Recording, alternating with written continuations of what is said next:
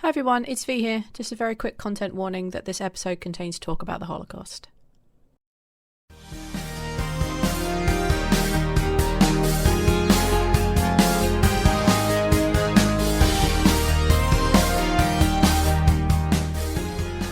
Hey everyone, and welcome to 4 Top 3s. I'm V. I'm Aethor. Hi, I'm Cassie. And I'm Neil. The dramatic reveal. Anticipation. Patient. Oh, you got me, Kessler. You got me. All right, so today is my topic, and so far most of the podcast has been my childhood traumas. So we're continuing this streak with our top 3 school favorite trips. Childhood traumas.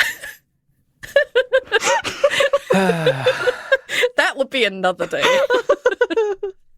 That's behind the $1,000 Patreon exclusive episode. So guys, have I ever told you about how I watched Watership Down in my childhood? No, that's not come up in the podcast. Oh, Cassie. If you watched it, listen it. You'll enjoy it. Did you like the remake?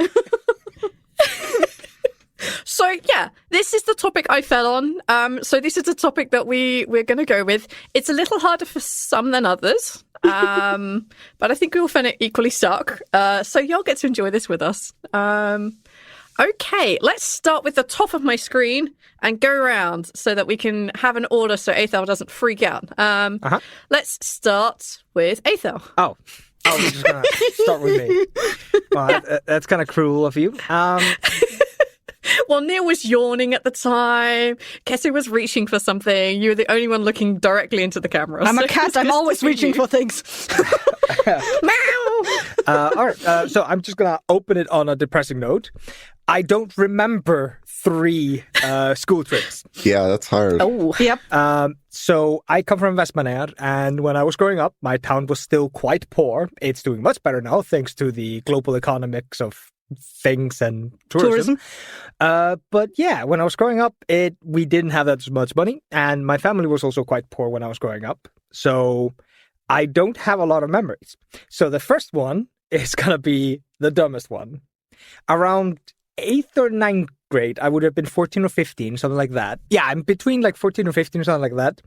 And there was a thing that was going on, and I don't remember exactly how it became about, but there was a fashion thing. So everybody in the older grades of this year, older year of this school, blah, blah, blah. Really hard to describe. I'm going to skip this. Basically, the idea was we have 3 departments, and we're going to send 2 boys and 2 girls from each department. And then everybody split into a department, and one of the departments was a fashion. And me and my friend, we looked at each other, we looked at the fashion department with 0 boys in it, and we went, you know what? If we join this, we get to go on a trip. So we're going to join the girl fashion bullshit. They did not let us go on the trip. No! Yep. why? Because fuck you. That's why. Guys, I never got my microphone. I never got a reason. It was genuinely the moment I lost that little trust I had for the system. In my mind, it's oh, you follow the law and the cops won't fuck with you. You go to work and you get your wages. This is simple stuff. And then okay, I joined this group and I will get to go on a trip. Nope. It's you know what? I think I have no respect for the system right now. The world is dead to me. Yes, the world is dead to me. I did not get to go on Because Aethel didn't get to go to a fashion show. I have a question. Yes. Did the other girls get to go on that fashion They show? sent 3 girls instead. What the fuck? As if they had better fashion than you. Exactly. I am wearing the same t-shirt I've been wearing for about 3 days. You know why? Because it's very fashionable. Thank you. It's actually because It's a stay-at-home chic where you wear the same shit for 4 days. The other shirts cannot compete. I've been doing taxes for 5 days, guys. If you find something super fashionable, you just wear it all week. That's how you know you peaked fashion. I won fashion. Yeah. I reached the end, and this is the top. What do I need to change? So my You genuine could buy more than one version of that shirt. I'm just throwing it out there for anyone who finds a style they really like. Buy more than one, so at least one of them can go in the washing machine. Or do what I do, buy the same style in different colours. But yeah, we went on like an entire. We were put to the side, and we went on like a bunch of like not seminars, but like school project thingies where we were doing fashion shit. We were reading about fashion shit. We were like trying to make fashion shit. We spent probably close to 20 hours over that like 2-3 week period at school doing these fashion things. And then like, oh, the fashion thing is in a month after the classes were over. And then me and my friend, we went to one of the teachers like a month later. We're like, wasn't there like a trip thingy? And they're like, yeah, we sent the girls. So, yeah, I think they looked at us, knew we were playing the system, and decided, you know what, the system will not be played. And You I know, have it no could have respect for been. that bullshit. They had a chance to be like, okay, we can give these boys the hardest fuck you, but they decided not to. No. They could have bored the pants off us by sending us to some stupid fucking fashion thing. They could have picked up that you didn't really care. That might also have been an indicator. No. I remember I actually engaged and got mocked for it. I got bullied hard by the other girls in that class for every suggestion I had because they didn't like them. Did they not like them because, do you think they were genuinely bad suggestions, or because you were a boy? I was into anime at the time, so they were probably pretty bad. For God's sake, we're like, what we need to do is give them really big eyes and like cut the V all the way down to almost her navel, right? That's how this works, guys? No. I think give her some angel wings. That's what we need to do, right? Is that an anime thing? I don't really know. I was not being outraged. Tail. That appears in anime more than I like to see.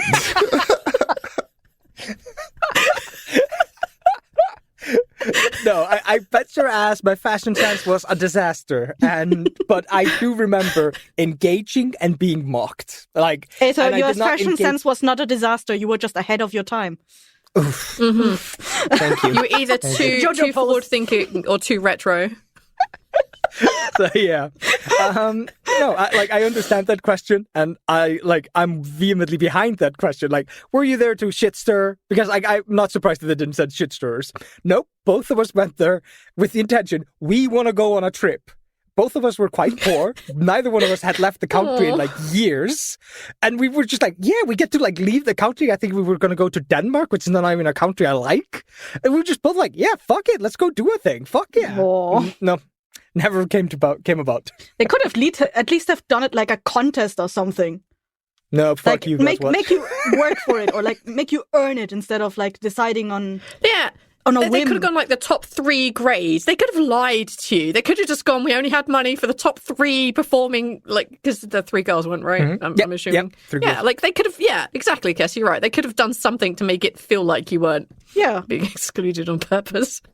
Should we send Aethor on the trip? I don't know. He's worn the same anime shirt every day. I did not have anime shirts. I did not have access to anime shirts. Thank you very much. But no, so he sewed his own. He made little anime ears to go with it. Oh my fucking God! He just showed up to class with cat ears. Oh, thank fucking Christ! There wasn't a hot topic in Iceland. I would have looked like a goddamn nightmare. Jack Kisser would turn over in his grave. Cat ears with those shoes? Aethor.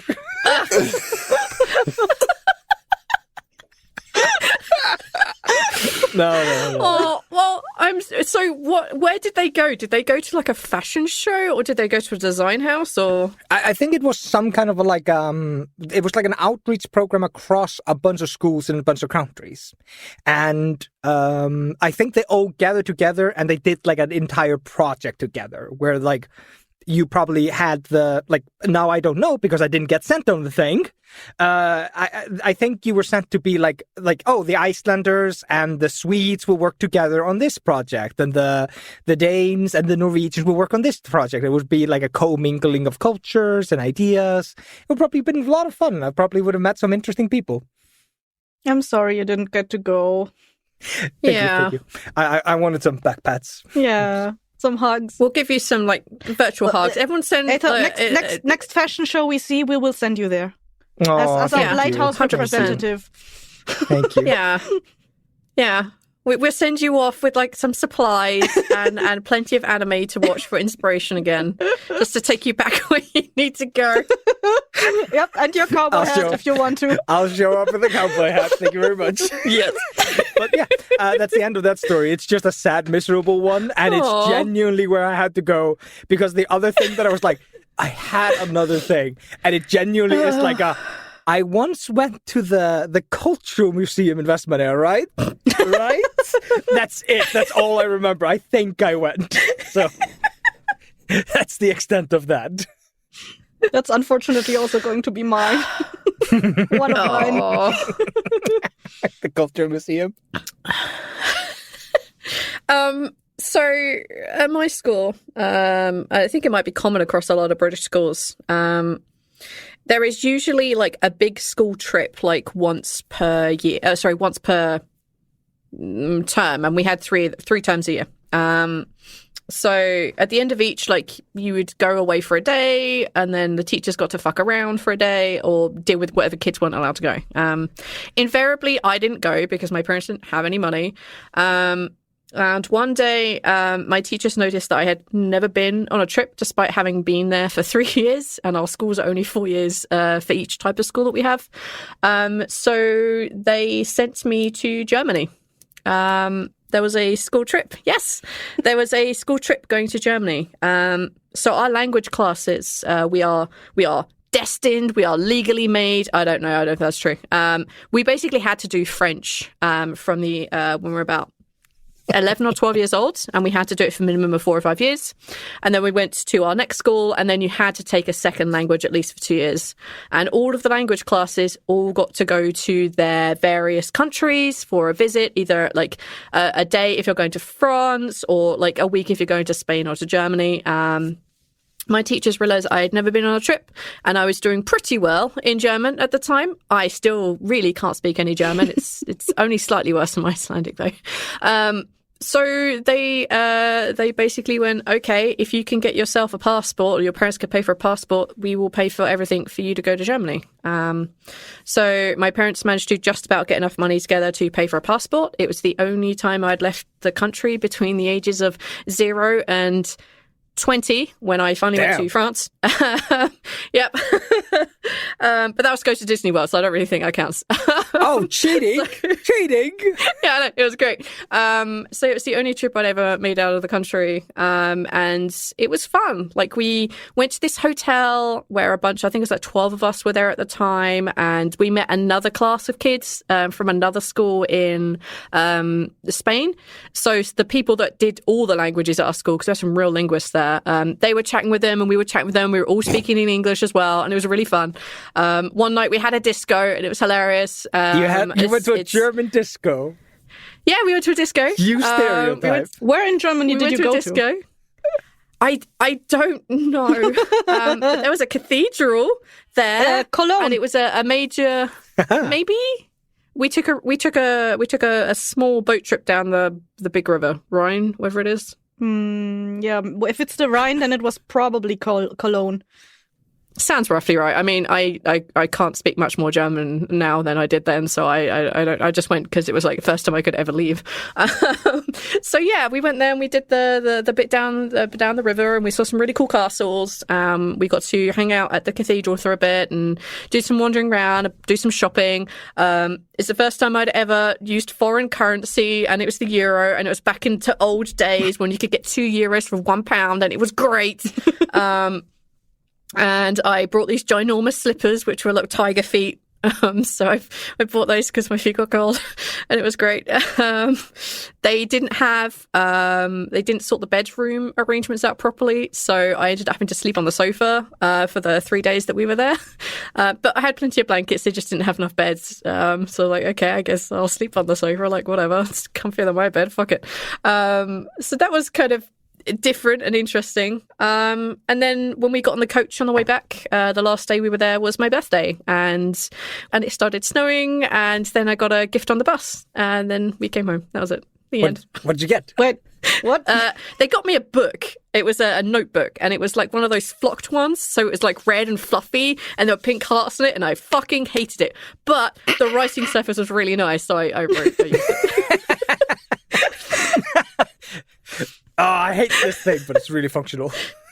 It's really functional. It was not me. It did not fit with my aesthetic at all. Like clearly, it's like one of my absolutely. I was not into anime. I thought cartoons for kids, and I was a snob, so I didn't watch that. No, it was a lot of fun. One of my favorite teachers, he is this amazing math teacher. He was actually technically a music teacher, but he taught maths. He was an absolute drunkard. And I think he brought it for me as a joke because he was consistently pranking people as we were also pranking him. So I think that's why I ended up with that gift. So yeah. And that was my third favorite. It was one of the first real experiences I had of actually going away from home for any significant amount of time. And it means I got a passport, which means I could actually start leaving the country. Not that I did for another 5 or 6 years, and I had to get another passport anyway. So like whatever. But yeah, we're like freedom. Good times. Yeah, it was really. I think also at the time my slightly older brother who has some development issues, he was going on a respite week the same week that was happening, and I think my parents saw it as like, oh my god, we could have the week off, we could be at home alone. So I think they took the opportunity. do you think they paid for the Sky packets and watched more expensive channels while you were away? Feeling like classy people. No, we didn't have Sky in the house. We didn't actually have a TV package. We only had like the basic 4 until I was like 15 or 16, when my dad and I rung up the internet bill because my dad was trying to claim that I was studying with the internet so that he could get the fastest internet because he wanted it for his shit and his gaming. So he sold my mum to that, and that's when we got the TV package at home. But it definitely was not that week. So yeah, that was one of my top 3. It's the first time I ever got to leave, and I don't think we did that. So I was like 14 or 15, I think. So yeah, that's my third. What was the point of the German trip? Like, were you supposed to go culturally absorb Germany, or was it literally just like, here's stores, here's a disco, this is German culture? No, it wasn't really a cultural. That's French, you idiot. Say idiot. No, it was really just for us to use the German that we had learned in conversation with Germans. Okay, yeah. That was literally language trip. But we spent most of the time speaking English to the Spanish kids that turned up, so it didn't really matter anyway. Should have learned Spanish. No, I had enough time learning German and French at school, of which I both know basically nothing. I still learnt more German from playing on Delta Force 2 online. And yeah, now you're sticking Icelandic in my head. So now I'm like, I have no real language apart from English, and that's falling apart slowly, word by word. Join me. No, yeah, the whole point of the trip was just to speak German with Germans in a non-controlled setting, essentially. Gotcha. Yeah, and yeah, the only reason I got to go is because my teachers felt sad for me. That is actually really cute. Yeah, it was really nice of them. I really appreciate it. It was fun. That was it. That's my story. All right, Cassie, let's go with you. Yeah, I have, same as Aethor, I have barely any recollection of my time from school. Like, I all blacked that out because I don't want to remember it. So thanks for bringing that childhood trauma back up. You're welcome. You're welcome. I realise like some of us are in our 30s or whatever it is, and trying to remember like half our lives back is real tough. Yeah, it was also like the times in school when we did school trips were also the times in school when I did not have any peers, or like not peers I had, but no friends and stuff. Or rather, the people I hung out with were people I hung out with because I had no other alternatives. So not good memories for me. I had the choice for this one between 2 very typical German trips that are often done here. One I'm not going to talk about much because I have nothing to say about that. Is like, well, actually I have nothing to say about both, so I might as well just mention both of them. So one is that we went to skiing somewhere in the Alps. We were given the choice in class to go either skiing or I think the alternative was go surfing or something in the North Sea or something. I don't know what the fuck we were supposed to do there. Like, I personally voted the other option, whatever the fuck that was, but I was ruled out because I am not a big fan of skiing. That's just a very white people sport, and I'm not signed up for that. So I would rather die than ski. But you're missing class out. voted against that. And so we went 7 days to somewhere in the Alps, and we did basically skiing for like we had some beginners and some people that already had some experience in the class, and the beginners like me just spent the entire week doing like the tiny slopes and stuff. Mm-hmm. And I think day 1 or 2 I not broke my leg, but like, no, what's the other thing? Not breaking it, but like spraining it. Yeah, I sprained my leg, so I could not ski anymore. So they sent us the invalids out to do other stuff, like go walking across the stuff like for an entire day, or I don't remember exactly. But picking pine cones. What did they do to you? The invalids. Yeah, the people that like either were too afraid to ski or that had like some injuries that did not properly allow them to ski. We bundled up together, and we did like hiking through the Alps, just with a snow. I don't remember if we had a snowboard in there. Or like, no, the long skis. We had just did the thing where we walked in single file and just walked through the Alps for an entire day just to keep us occupied. Yeah, but why didn't you go to one of the world famous German discos I've been hearing so much about? Oh God, Ethel. Well, that's the other trip I don't have much to say about. No, it's not. Excuse me, that's not a disco. An entire trip just to go to a disco? No. Like every German, we have to, like, it is mandatory for every German class to go to a concentration camp to look at the stuff there, and we went to Dachau. For some reason, in my mind, I always thought we went to Auschwitz, but that's in Poland. So probably it just got replaced in my mind because it's the word that comes up more often. But no, we went to Dachau. And I don't really have much recollection of it because it's a 3-hour trip with the entire class on the bus. And I'm an introvert, and that just completely knocked me out so hard that I was completely devoid of attention span once we arrived. You arrived emotionally drained to a concentration camp seminar. I cannot imagine a worse fucking thing to do.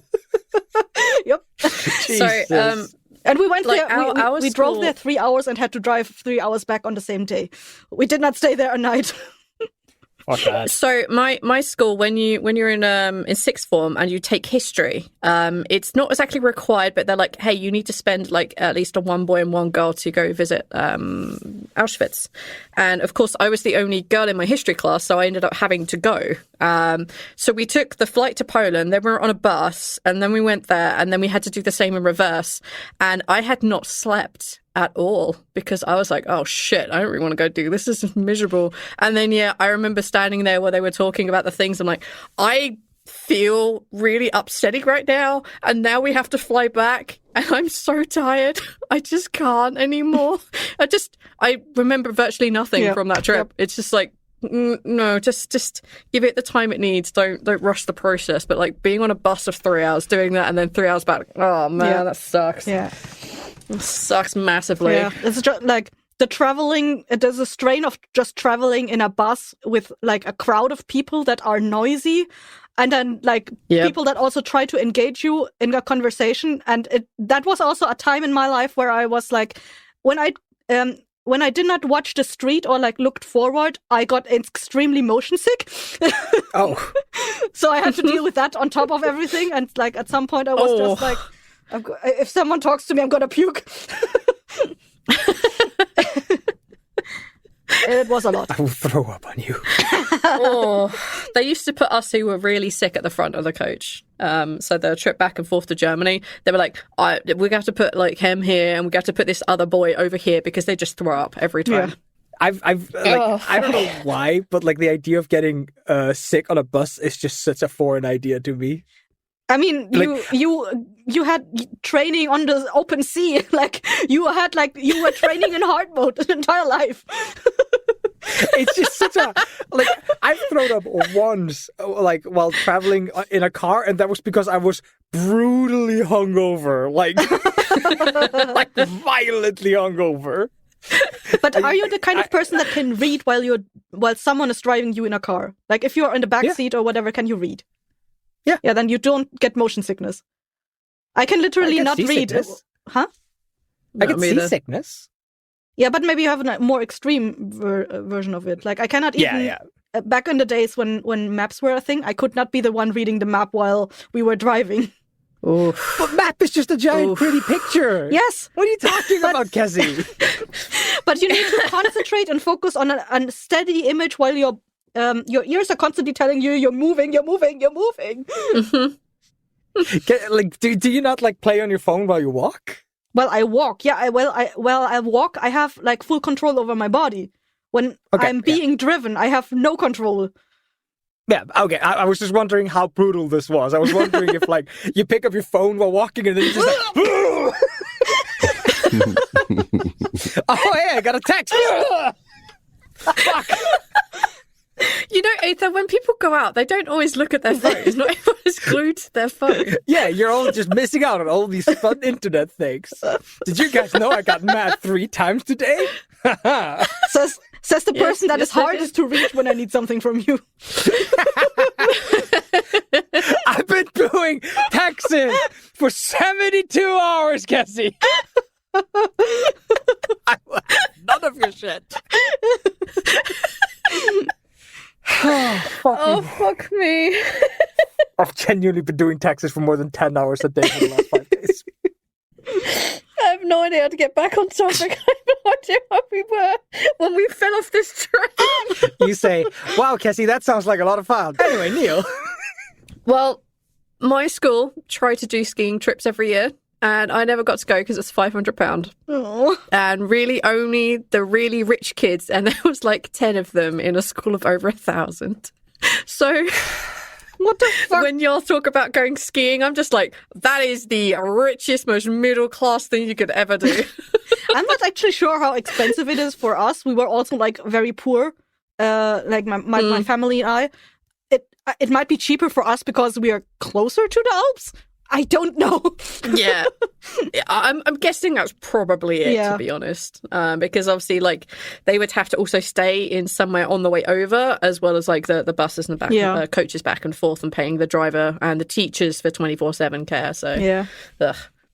Well, it sounds like a very cool time.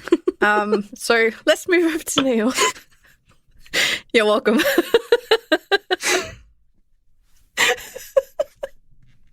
Okay. Neil, please don't quit. We're dying with anticipation again. All my school trips pretty much have to do with when I was in band because Okay. that's when you travel the most and do things, right? For like competitions and stuff. But there was one, and for sure, like, I shouldn't have been one of the ones going on this because I didn't deserve it. This was a trip that was, and I'm going to do the thing you don't like because I have no other way of going about recalling when this was, but out of 12 grades, this was like 7th or 8th. Okay. Somewhere in the middle, in the upper middle. Yeah, somewhere like 13 or 14 years old, I think. I'm going to put somewhere in the bottom a link to how old is everybody in each grade. So Right at least before- people listening can figure it out. Right before high school. 12 to 13 years old is American 7th grade. Okay, then. Okay. And so I used to play trombone, and yeah, I used to be pretty good at it. However, I was not good at reading music. Sight reading was not a thing I could do. I couldn't look at the sheet music and tell you what any of the notes were, or tell you what position on the slide that they were, but I was good at intervals in the slide. And like once I heard everyone around me do it, I could pretty much do it, right? So like hearing it many, many, many times a day, we would play, there would be this piece of music that they would make us play that was more complicated than other stuff. It's meant to like feature an instrument, right? So the trombones would have their own thing, and then you like play this solo in front of a group of judges at a thing, and then you get potentially put into one of like two bands of people in like the entire kind of school district area. So like Dallas would have one of these things, right? And I went to school in Dallas at the time. So we were playing this complicated piece of music and stuff, and I had learned it through osmosis, basically. And everyone else practiced so much for this stuff, and I did not. No. So let's be clear. I didn't deserve to be one of the ones who did well to go on this. You bitch. But I did, and I made it into the band or whatever. And that's not what this trip is, because I'm gonna be clear. I didn't like going. I didn't like winning this. I didn't like being the one who did very good at the little piece of music and then got to go play it, because you had to go play with another big prestigious like group, a big concert band, right? And that's all good and fun and all. But what that means for me is that I don't get to play Nintendo, 1. And 2, I have to sit in a room with a bunch of people that know what they're doing and worked very hard, and be me, who doesn't know how to read the music, has to hear it a couple times before I understand what to do, and just, fake it till I make it. Did you not get in front of everyone? Did you not just pull somebody aside and just like, hey, buddy, hey, here's like 10 American fun bucks. Play the song for me, man. I need to copy somebody. Well, Have you seen Pokemon? Have you seen Pokemon? I am Ditto.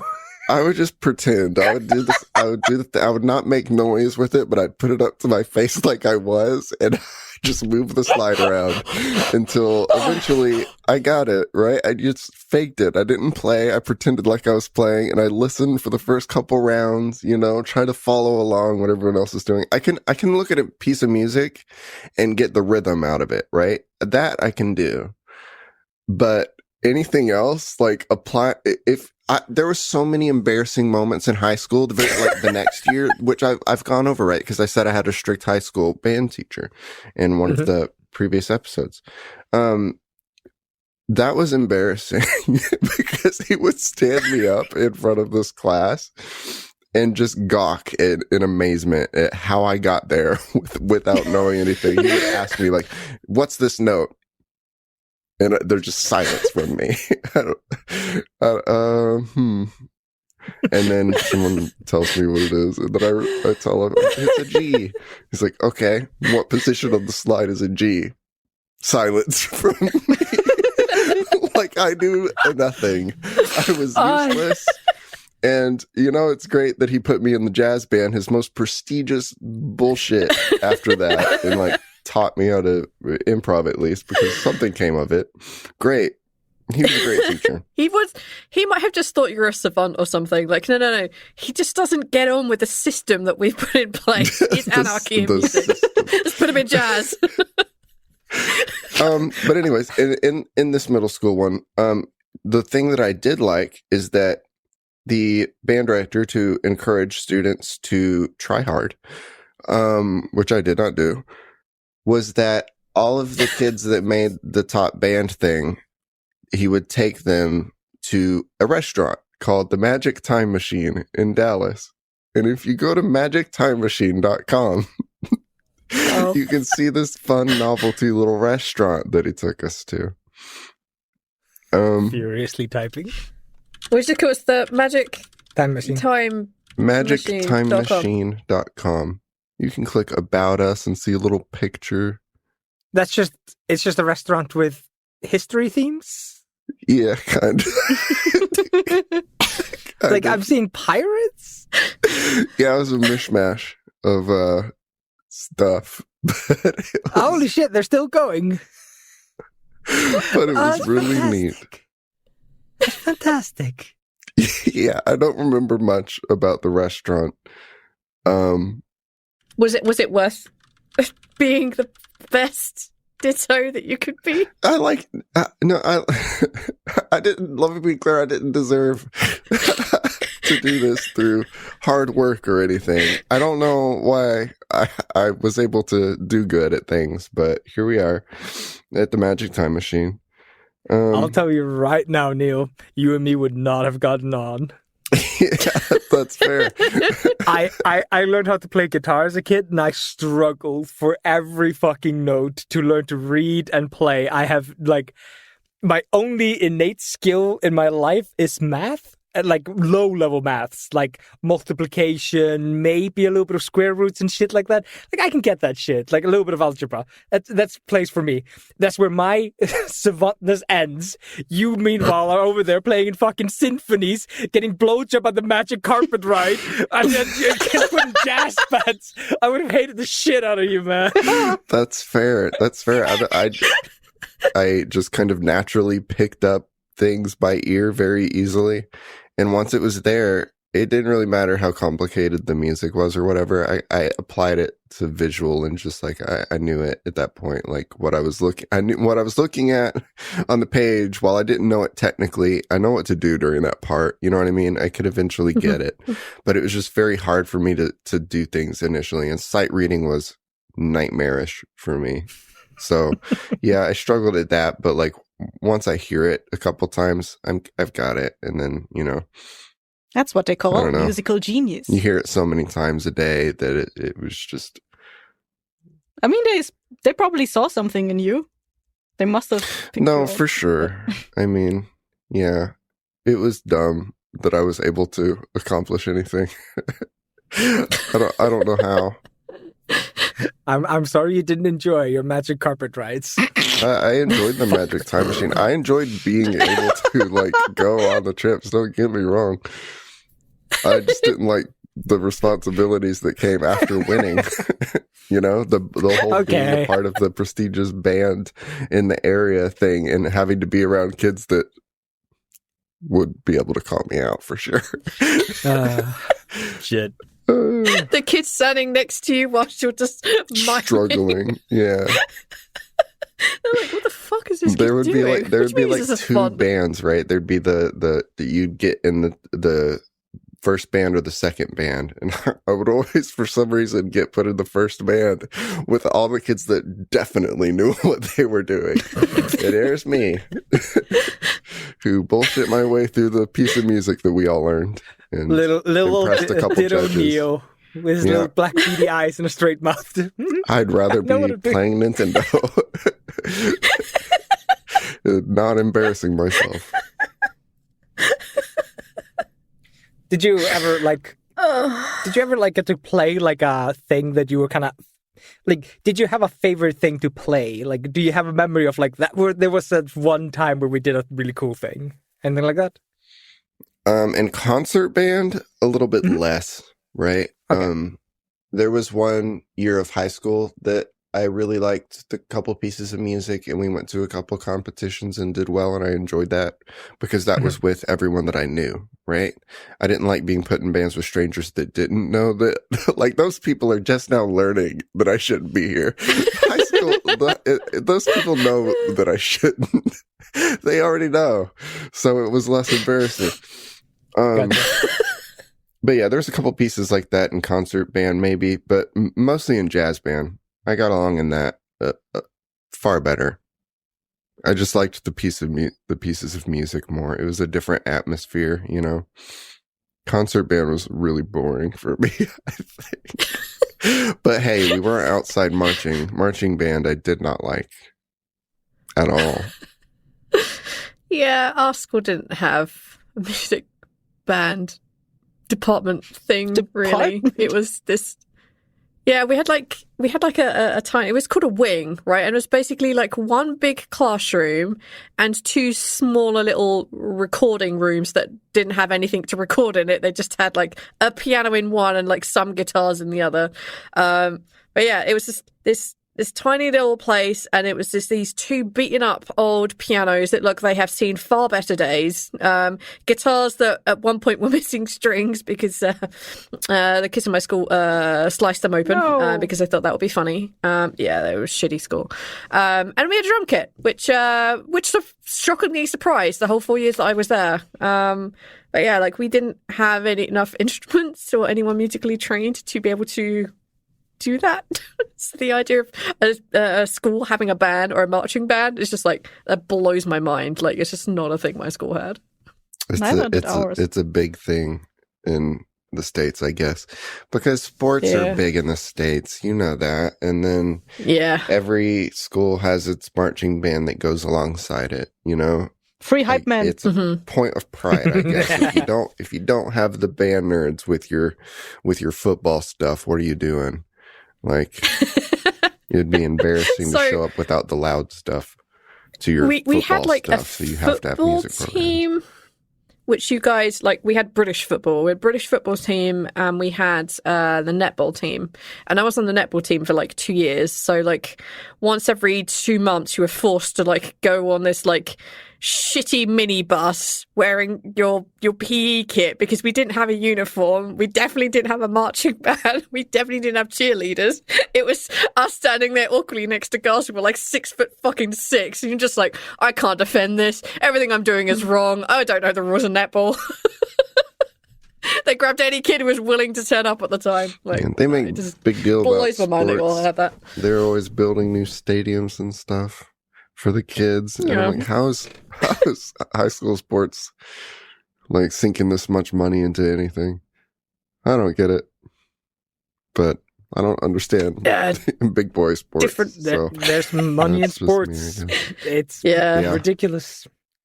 But luckily, esports is getting on the scene, and now all the football, handball, basketball fuckers can look over at esports and go like, why the fuck are those people getting paid $1 million? And we can finally go, right. Now look back at your own sport. Finally, they recognize my skills 10 years after I lose them. No, I just get frustrated when I hear about like a football player who's getting paid like £20 million a day or something stupid like that. Just for existing. Yep. It's insane. Yeah. It's insanity. Insanity. Well, thank you for that, Neon. Even though you may feel like an imposter. He was You're a talented musician, and that's what they're seeing. But you're just like the annoying math nerds that don't even need to study. They just turn up, do the maths, and walk away, and you're like, fuck you, man. That's just you. Or actually, like the kind of people that just pick up a language from hearing it instead of learning it from writing it. You people disgust me.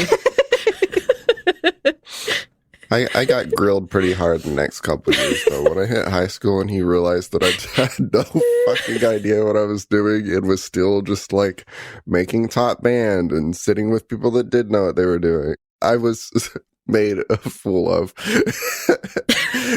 I like that you had your Hollywood scene where you're like, while you're still talented, they're like showing off your faults. You had like that. That's straight out of a movie where the main character who's kind of been coasting by on raw talent meets a skill wall. But you didn't even hit a skill wall. You just had a teacher who was like, "Stop it!" Hey, what's that note? What are you doing? Are you fucking I am kidding me? Why are you not answering? Are you fucking kidding me? How have you gotten here? I've been impressed with you before, and here you are. Such a disappointment. Oh, Neil. No, it was funny. Well, you can. I looking back, it was not funny at the time. Let me be clear. No. But looking back, kind of funny. Oh.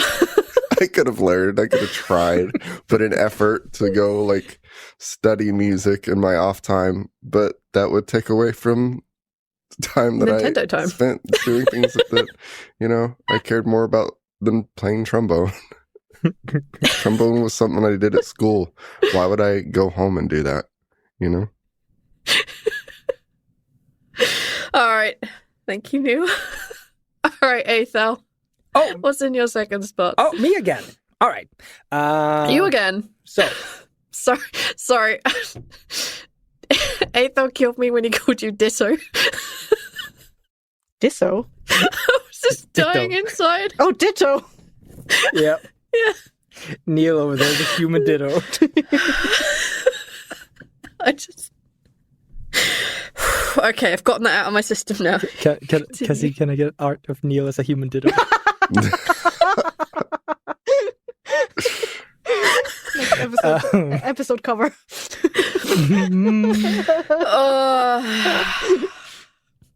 All right, Aethel, what have you got? All right. My second place goes to the school trip I took in the 10th grade, which would be like 15, 16-year-old. So, in my school, at least, you were supposed to take a school trip in your 7th and your 10th grade. Our 7th grade school trip got cancelled because there was no snow, and the tradition is to go skiing. Yes, Cassie.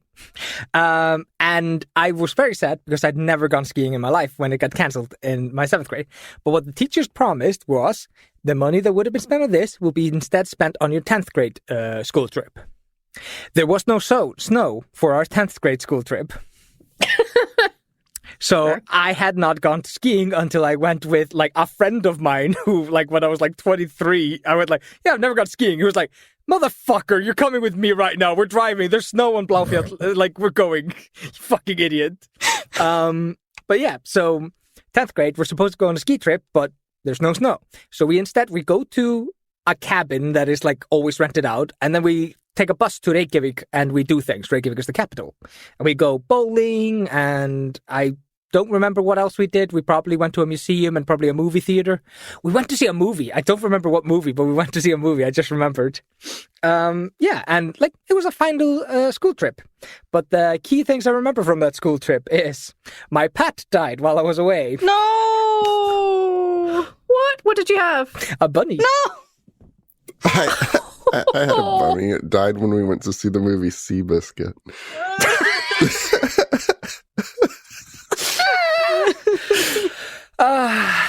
So never had a bunny. Throwing that out there, you bunny owners. And I was also in a weird spot in my like social development where I had just basically dropped my old friend group. They all just became weird, and I was like working on finding new friends, so I was quite lonely. And yeah, so it was not the greatest trip. I did not get to go skiing. Oh my God, died, and I was alone. You should have been with your bunny. I genuinely do think my parents released the bunny, but they don't. They say it just died, but I don't believe them. I think they just released it. Onto the island? Yeah, we have bunnies on the island. Yeah. Really? I'm coming by. Yeah. Wow. Yeah, they are technically an invasive species, but no, they just live up in the rain. What the fuck did they feed on? All of Aether's bunnies that his parents let out, they're still on the They don't occur naturally here, but there's so many of them. But I do have two fond memories from that trip. One is somebody found a Ouija board, and I randomly got roped in with a group of people that I usually didn't hang out with to do a Ouija board thing. It was very fun. It was very spooky, and we just had fun. And the other thing, which is probably the weirdest one, I learned what Pokemon was. Somebody handed me a Game Boy with a Pokemon in it at some point, and I just played the game for a little bit, and that's where I learned what the fuck Pokemon was. Those are the only two upsides of that entire trip. Oh. But yeah. I'm just trying to unpack. You dropped three kind of really big bombs on us at once. First of all, your parents let your bunny loose on the island. There were already a bunch of them out there. It was a wild bunny. It was a wild bunny I caught, and I put in a little cage, and I definitely didn't treat it right enough. And I think they just saw their chance and let it go. Mm-hmm. Okay, well, It's still been my bunny Okay. for over a year, so... Your bunny's dead, Aethor. I'm sorry. Oh, It's like 100%. I still see him around town when I see other bunnies. Well, It's like I bunnies see running him all around the time. town. The sheeps run around town, but not the bunnies. What I need to know? What do I didn't know before that that there were bunnies on the island. Have you ever witnessed the puffins interact with the bunnies, and what do they do? No. So if the puffin would land where the bunnies are, they are so far away from the town we would never find them. The bunnies live up in the rain, the area that is completely unlit and unmolested, basically by people, unless people are like going hiking and shit like that. That's where the bunnies live. And then the puffins tend to live on the edge of the island itself. Yeah, they try to land close because to they the want to be Left alone. Yeah, also because they want to see the water. Because the water is like where they get the main source of food. So Oh being yeah, on the didn't you edge say of the they can island only works fly better when they for see them. water? Yeah, basically. They won't fly if they can't see water. They will always just crash and Show burn. them a bottle of water. Yeah. No, I think they can't take off It's like Dumbo with the if they're not on feather. water. You were always able to fly. You just have to believe in yourself. No, unfortunately, there's not much else to say about that trip. It was semi-fun, but it was marred by big negativity at the moment. But yeah. I also randomly, when I think about that trip, I will find myself thinking back to scout activities I did and mixing them in. And I'm like always picking the fun scout shit I did out of the school memory. Like, no, that didn't happen there. I was going to criticize you for this trip and the fact that it was very negative to you made your top two things, but I guess your third one was the absence of a trip, the non-existence of a trip. So I guess. Yeah. So we've had an absence of a trip, not quite the right trip. Well, his number one top spot be an actual trip. Wait, hang on. We're gonna play an ad now. Tune in after the ad to learn more. Oh, perfect time for these ads. Ad. All right, we're back. I found the perfect spot. Thank you, guys. That's terrible. That's terrible. Well, at least you found something fun. Like you found Pokemon. As much as I think it is not up my alley. Phrasing that. But you also play with a Ouija board? What the fuck? I have a question, and it's going to be from just utter ignorance, so forgive me. Does the Icelandic Ouija board have the Icelandic letters on it? Yeah, so somebody had carved a Ouija board into the floor underneath where there were like mattresses laid down. They carved them into the fucking floorboards. It was a summer cabin. Like, it didn't exactly have like fancy floors. It was just pieces of wood. That's dangerous. That's how you... That's wild. What if you have to dispose of the Ouija board because the ghost is in it? Neil, you're going to take that voodoo and you're going to show it right where it belongs. But Aethor, what if that's where the demons are crawling out of now? Yeah. And they can truly command you, unlike if you were in Britain, because they have the thought in that Ouija board. I'm going to be real honest here, guys. I didn't believe in ghosts when I was 16. I was just happy to be included. Oh my god. Anyway, that is still a serious question I have about the Ouija board, though. Like, if you were going to buy one in Iceland, does it have the Icelandic letters on it? I don't think anybody makes Ouija boards for Iceland. It is not a big thing. I learned what a Ouija board was in that moment. I'd never, I'm assuming I'd probably seen it in a cartoon or a movie at some point, but it never, like, registered. It's in the same way that, like, I, as a kid, watched American cartoons about Santa Claus, and he came down chimneys, and there was only one of them. And my brain just never, like, figured out, like, wait, no, we have 13 Santa Clauses, and they put the stuff in the shoe, not in, like, a sock. And what the fuck's a fireplace? Because I've never seen one.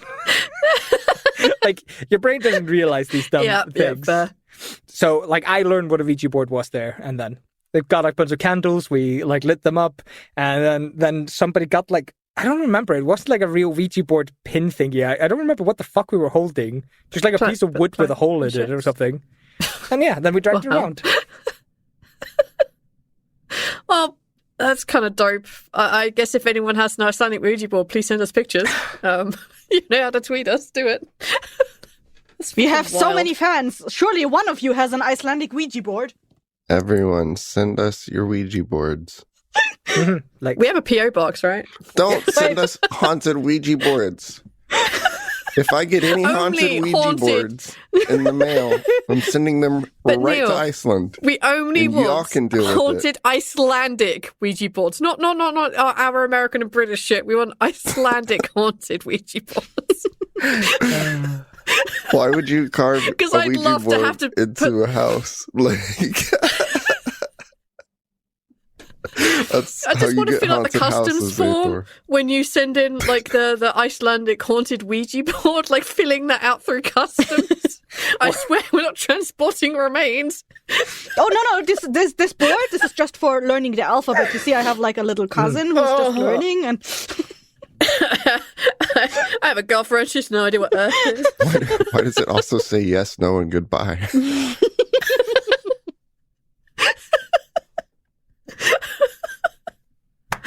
All right. Okay. Thank you for that. You're welcome. Oh, fuck me. All right. I have my number 2. In my middle school, you either went on this trip in your 6th year or the 7th year, so when you're 11 or 12 years old. And I didn't go until I was 12 years old, and that's because the school partially paid for it. My parents paid like, I think like £20 or something. And I went away for like 4 or 5 days to the Isle of Wight, which is fairly close to where I lived. And it was an outdoor activity centre. And it's the first time I had stayed in a bunk room with other people. Like I'd shared my room with anyone ever, which was like interesting. We had to make our own beds. And of course, like me growing up the way I did, my bed was made, all the duvets and all the pillows made up and the sheets on. And I looked around, the girls are still trying to like figure out how to put their duvet into the duvet cover because they had never done that before in their lives. And there were 8 of them. No! I was like, you fucking kidding me? So I showed one of them and they were like, oh, thanks, can you do the rest? So I undid hers, I took it out, I threw it all back on the floor and walked out the room.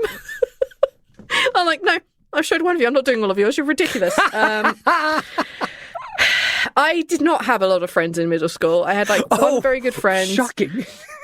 Yeah, I had 2 very good friends. One was a boy, and he went on the trip the year before, and the girl went the year before as well. So I was there on my own. I'm like, well, okay, whatever. We we did a lot of random shit. I did get to make some friends that clearly did not go beyond the trip. This place called Kingswood.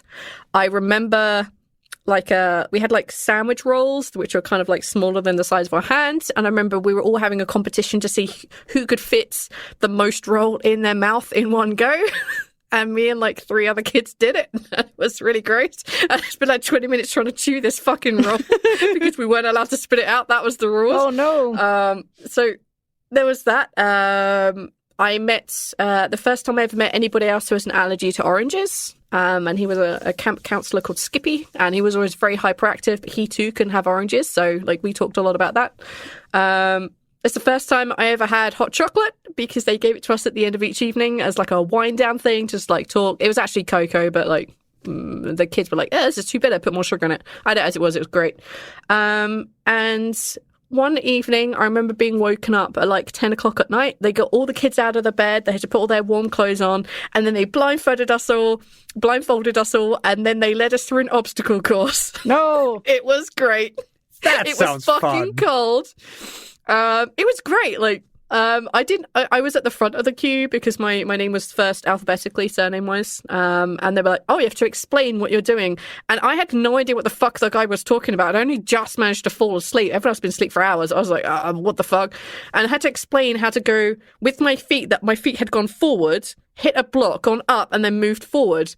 Now, one would call that a step, but I couldn't think of that word. So I couldn't say you have to go up a step. So I got sent to the back of the queue because I had no idea what I was doing. And then 2 other kids got sent to the back of the queue. And then me and like 5 other kids, we kind of separated from like the group of 60 that had gone. And we just found our own way through this obstacle course because like this person that was giving us directions was just fucking useless and stopped talking to us. So we made our own little group and we figured out how to get through this obstacle course completely blindfolded. It was great. And it was the first time I had ever heard the song YMCA and figured out what the fuck that song was about. We had a disco at the end of the last night and we did dancing and I was like, what the fuck is this song? It was the YMCA. And then I went to bed and I went home and all the friends I had made disappeared when we went back to school because I was not a cool kid. They just didn't know. That wasn't a thing. I was a huge nerd child, so they were like, no, I'm not talking to you anymore. Yeah. And despite that is still one of my favourite trips because it was just super fun. We got to do a lot of stupid shit like kayaking and climbing and like abseiling and shit and like little team tasks. We had to like build these platforms across the ground. We weren't allowed to touch the ground, but we only had limited supplies. It was fun. It was good. It's the first time I'd gone to an like activity centre at all. And it was just a lot of fun. And yeah, Coco, it was fun. It was good. That was it. Activity centres are super fun when you're a kid. Yeah. I don't think I'd be so adventurous now. I remember one activities is actually on my top list. One of the activities that we did at one of the kind of more grown-up activities places for the older kids, was to climb to the top of a 50-foot pole and just stand on a tiny square board and wait for other 3 people to climb up there as well, and then you all jump off at the same time. I was up there and I gave no shits. Like, I'm like, climbing up this is great. I stood up there, waited, helped people up. If I did that now, I'd collapse after like 3 feet off the ground. I could not do heights at all anymore. I just fucking can't. But yeah, I was happily up a 50-foot pole, not giving any shit. Wait, what was at the bottom of the pole? What was at the bottom? Yeah, because you just jump off. Concrete. Oh, the strong will survive. Only the strong will survive. It's team building to get to the top, and then survival as the fittest. You can land on as many children as possible to not break your bones. You have to see other people like going up off the just to create your own cushion at the bottom. It was our own Squid Games to get to the No, it was in a forest, and we all had harnesses and top hat and hard hats and stuff, because there was no way they'd let kids climb a 50-foot pole over how fucking tall it was. There was no way they'd let us do that without safety gear. So when we all just got to the top, we all had to jump off, and that was but it. What did you jump onto? Did you literally just jump onto the ground? Like, because we had harnesses. Oh, okay, and we had, so you were connected up to like pulleys and shit. That was the detail I was missing. No, Cassie. The corpses of other failures cushioned the successful jump. That was not forest at my flight. That was other children. Because when you said it was in a forest, I was like, that doesn't make it any better. It's not much softer than concrete. No, I'm assuming the pole was in a concrete base, but no, it was just dirt and shit on top of that. It was, we were just harnessed up. So when you kind of got right towards the bottom, they slowed you down. It was fun. It was good. So yeah, a random activities camp I did when I was, I don't know, under pre-teenage years. And that's why I learned what the YMCA was. That's my tale. That's it. I mentioned it a little bit earlier, but I used to be in the Scouts, and like that kind of shit, the activities they get up to, like, yes, it is the uncoolest shit in the world to be a Scout, but god fucking damn it, if all the like little physical activities that Scouts do isn't a lot of fucking fun. Like, I could not recommend it more. Like, if you feel like your kid seems to be like not active enough or whatever, try to get them into the Scouts. I think I was going to say, when I started the sentence, I was like, go join the Scouts, but then I realized I'm 30-something. It's like, no, wait. We don't get to do this shit anymore. We're in the adult Scouts. No, like, that's just called swinging, Kezzy. I thought they're doomsday preppers, but okay. But I think I would, like, as a kid, I would have also become more active if something like Scouts had been a thing here. It wasn't. But, like, as opposed to doing sports, because sports just is lame as fuck. I would rather do Scout activities. Super boring. It's so much fun. You like, and like, I have a bunch of Scout trips that were fun. Like, I have a bunch of happy Scout trip memories that I keep having to pick out of my school trip memories. Like raisins. Like, nope. This is no. This was fun. This doesn't belong here. Yeah, activity like parks, they're super fun. Did you know there's a activity park for adults somewhere in California? It's called the Break House. What did I do there? So you walk into a room, it's a giant room, and there's a bunch of stuff in there. That's called an escape the room.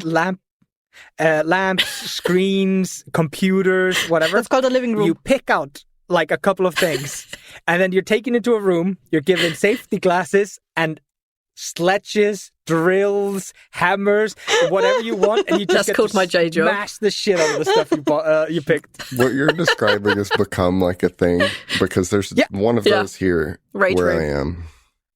Go do a break room, Neil. No. You need it. You need to breathe in those healthy electric Anger dusty fumes. smoke. Yeah. Go fuck up some light bulbs and TVs. That sounds more like someone who had like a trash depository. Like I don't know what they call it. Whether you would deliver your trash. The dump on the trash. Had like a dump and was like, how do I get rid of all this trash? It's a brilliant business. I want to sell this old junk TV that I got at a thrift store for $5. Well, I'm going to charge someone $50 to have a room to destroy. I just sold that TV for $50. Yep. Genius. Yep. It's how you sell junk to people. As a fan of smashing shit, I would definitely go to a break room if there was somebody opened up a break room. So here's the thing: you could start your own break room. Nope. No, Cassie, I just did taxes for 72 hours. I'm not opening another business. But maybe you don't have to do taxes for that one. In what universe? And pay for an accountant, Ethel. God fucking damn it. I fucked up. I'm not getting into this. I'll just put it like that. It shouldn't be 72 hours. I fucked up and I fucked up hard. No. You learn from your mistakes. And I am learning from your mistakes too that we should just get an accountant. I thought you liked math. You said it earlier. But Neil? You know what that makes you good at? Ads.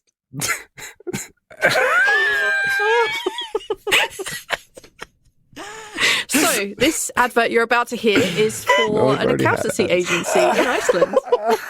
I'm making goofs. Oh, we can put a second one. We're putting a second one in, okay? We're taking another break, Yeah, let's guys. put a second one in. We need to massage our We're cheeks. taking another ad break. I'm going to go find an Icelandic accountant to drop an ad in just here. All right, Cassie, what have you got? So I went on a trip with my class to Florence at one point, in Tuscany. Yeah, we went to Tuscany Florence in Tuscany, and there was an event that happened there that I just looked up earlier, which is why I can tell you exactly when we did this, and it was around August 2005, because something happened in Florence. So they have like this little statue there somewhere, not a statue, a fountain that is called Neptune. If you Google Neptune in Florence, you will find it.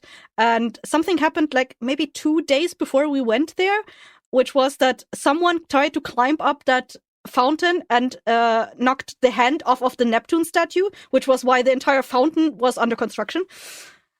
Oh. And I looked it up Jesus. on Wikipedia, and it was entered there that like there were several vandalism issues there, and one where the hand was knocked off was dated. So that's how I knew the date that happened there. Jesus. I'm not sure why someone would try to climb up that Neptune. But we went there during a time when I was still in my girls' class, and I looked up the Neptune and I was like, oh, that must have been a very popular place to go for a girls' class because naked guy. Mm-hmm. I wasn't going to say that I was looking a lot at the penis, but thank you for mentioning it. He is quite naked. He's quite naked, which is very typical for the art style. I was trying to figure out why all the pictures I could see were from the left side, and it's because his hand is exactly in the right position to cover his junk from that angle. I had to keep scrolling and scrolling until I got a face full of marble dog. You hear that? Aethor went scrolling for Marble Dong. You heard it here I first. scrolled for truth. Yeah, I'm a little bit disappointed that when the guy tried to climb up on the statue, he did not knock the dick off, but instead just got the hand. Boring. Or the wrong. He should have knocked the hand that was covering the dick. Yeah, Exactly. No hand? censorship. I think No one hand. censorship. I think one hand is up in the air and one hand is on his side, and the one on his side got knocked off. And they restored it at this Yeah, point. so we got to see his junk. Huh? Yeah, that's No, it's on his side, on his waist. Oh, on Yeah, his hip. he's not covering it. Oh. Yeah, but No, you guys have to go look at the marble dong to understand. we couldn't get close to it because they put like construction work around it. We could not look at that thing. Well, I'm glad your random field trips for pizza and jazz were fun. Yeah. Realised I don't want to hit enter. Just write Neptune statue Florence. I forgot that was the name because I'd gotten your Marble Dong stuck in my head. Google Neptune dong. One day you're going to be asked what is the name of the famous Dong in Florence. fountain in Florence, and you're going to be like marble dong. Marble Dong. Neptune's dong did not bring up anything. I think it might be a band. Oh.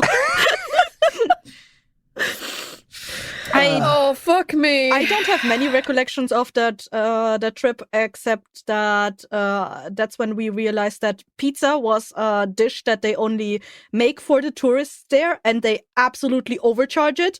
Like one pizza is like $15 or whatever. So like, Jesus. yeah, we got this tip to never buy pizza there, or like if we do, there were only like secret pizzerias that would not charge you for being a tourist, basically. Yeah. Otherwise, you were advised to order something else.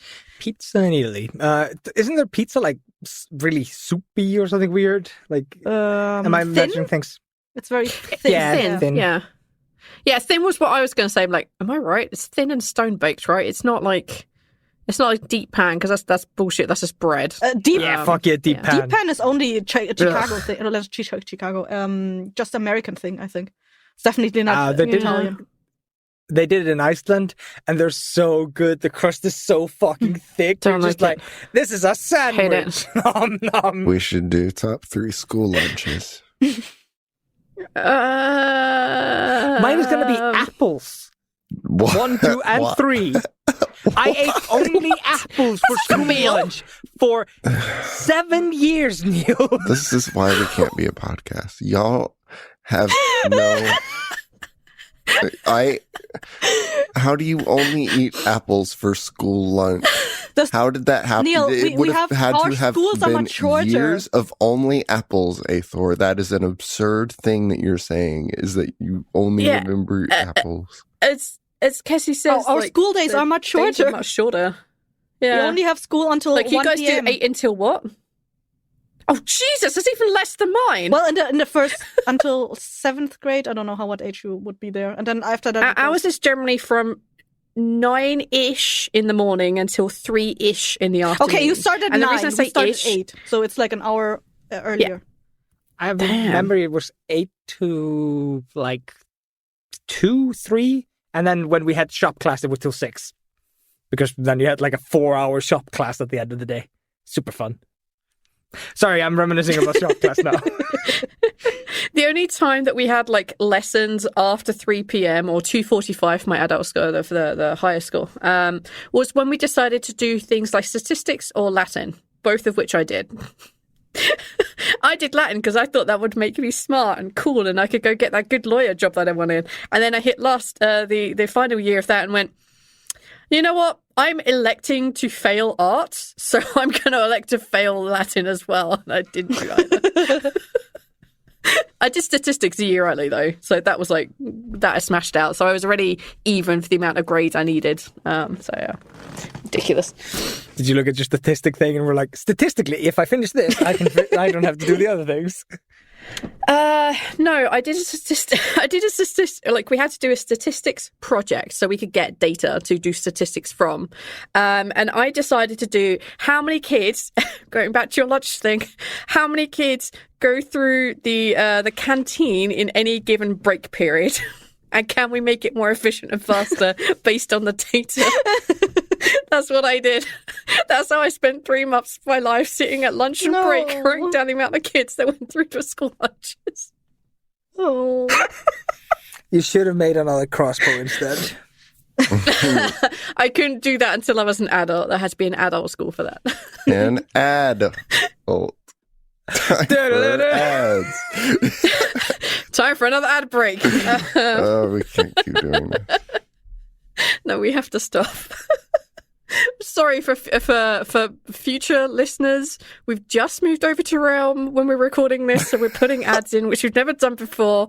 So you won't hear this until August, but we just did this in March, so ads are very much on our mind. We're very sorry. This is very funny to us. It's funny to us, at least. It's funny to torture listeners. So we hope you guys find this We're amusing. entertaining ourselves more than we are you. Sorry about that. You'll know this was an excuse for us to hang out. Like, we're not. We're slightly lying here. All right. What were we on? Florence. Florence. Yeah. Yes, We were talking about Neptune's marble Yeah. dome. Yes. Yeah, and pizzas that cost like €15.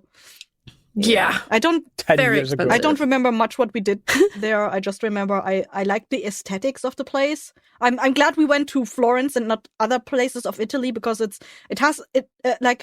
not Florence, Tuscany just has like a own aesthetic that is like very unique to Italy. Marble and dong. Marble dongs. I really like them. I mean, can probably find marble dongs everywhere in Italy.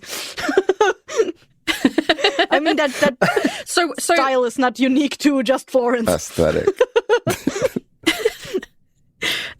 why was the school trip there? Like, was there a purpose to it? Or was it like, we're going to go somewhere cool? I think it was really just we wanted to go on the trip with the class, just for class bonding and stuff, and we wanted to see something outside of Europe, because I don't remember exactly when the Dachau or the skiing things were, but I think it was definitely after that. So like the expectation was, okay, they've already been to some places in Germany for trips. Let's look outside of Germany in a radius that is still that we can get to with a bus. Yeah. So Okay. yeah, Florence was on our list. Is That's cool. Italy not Europe? It is Europe, But it's not Germany. Okay.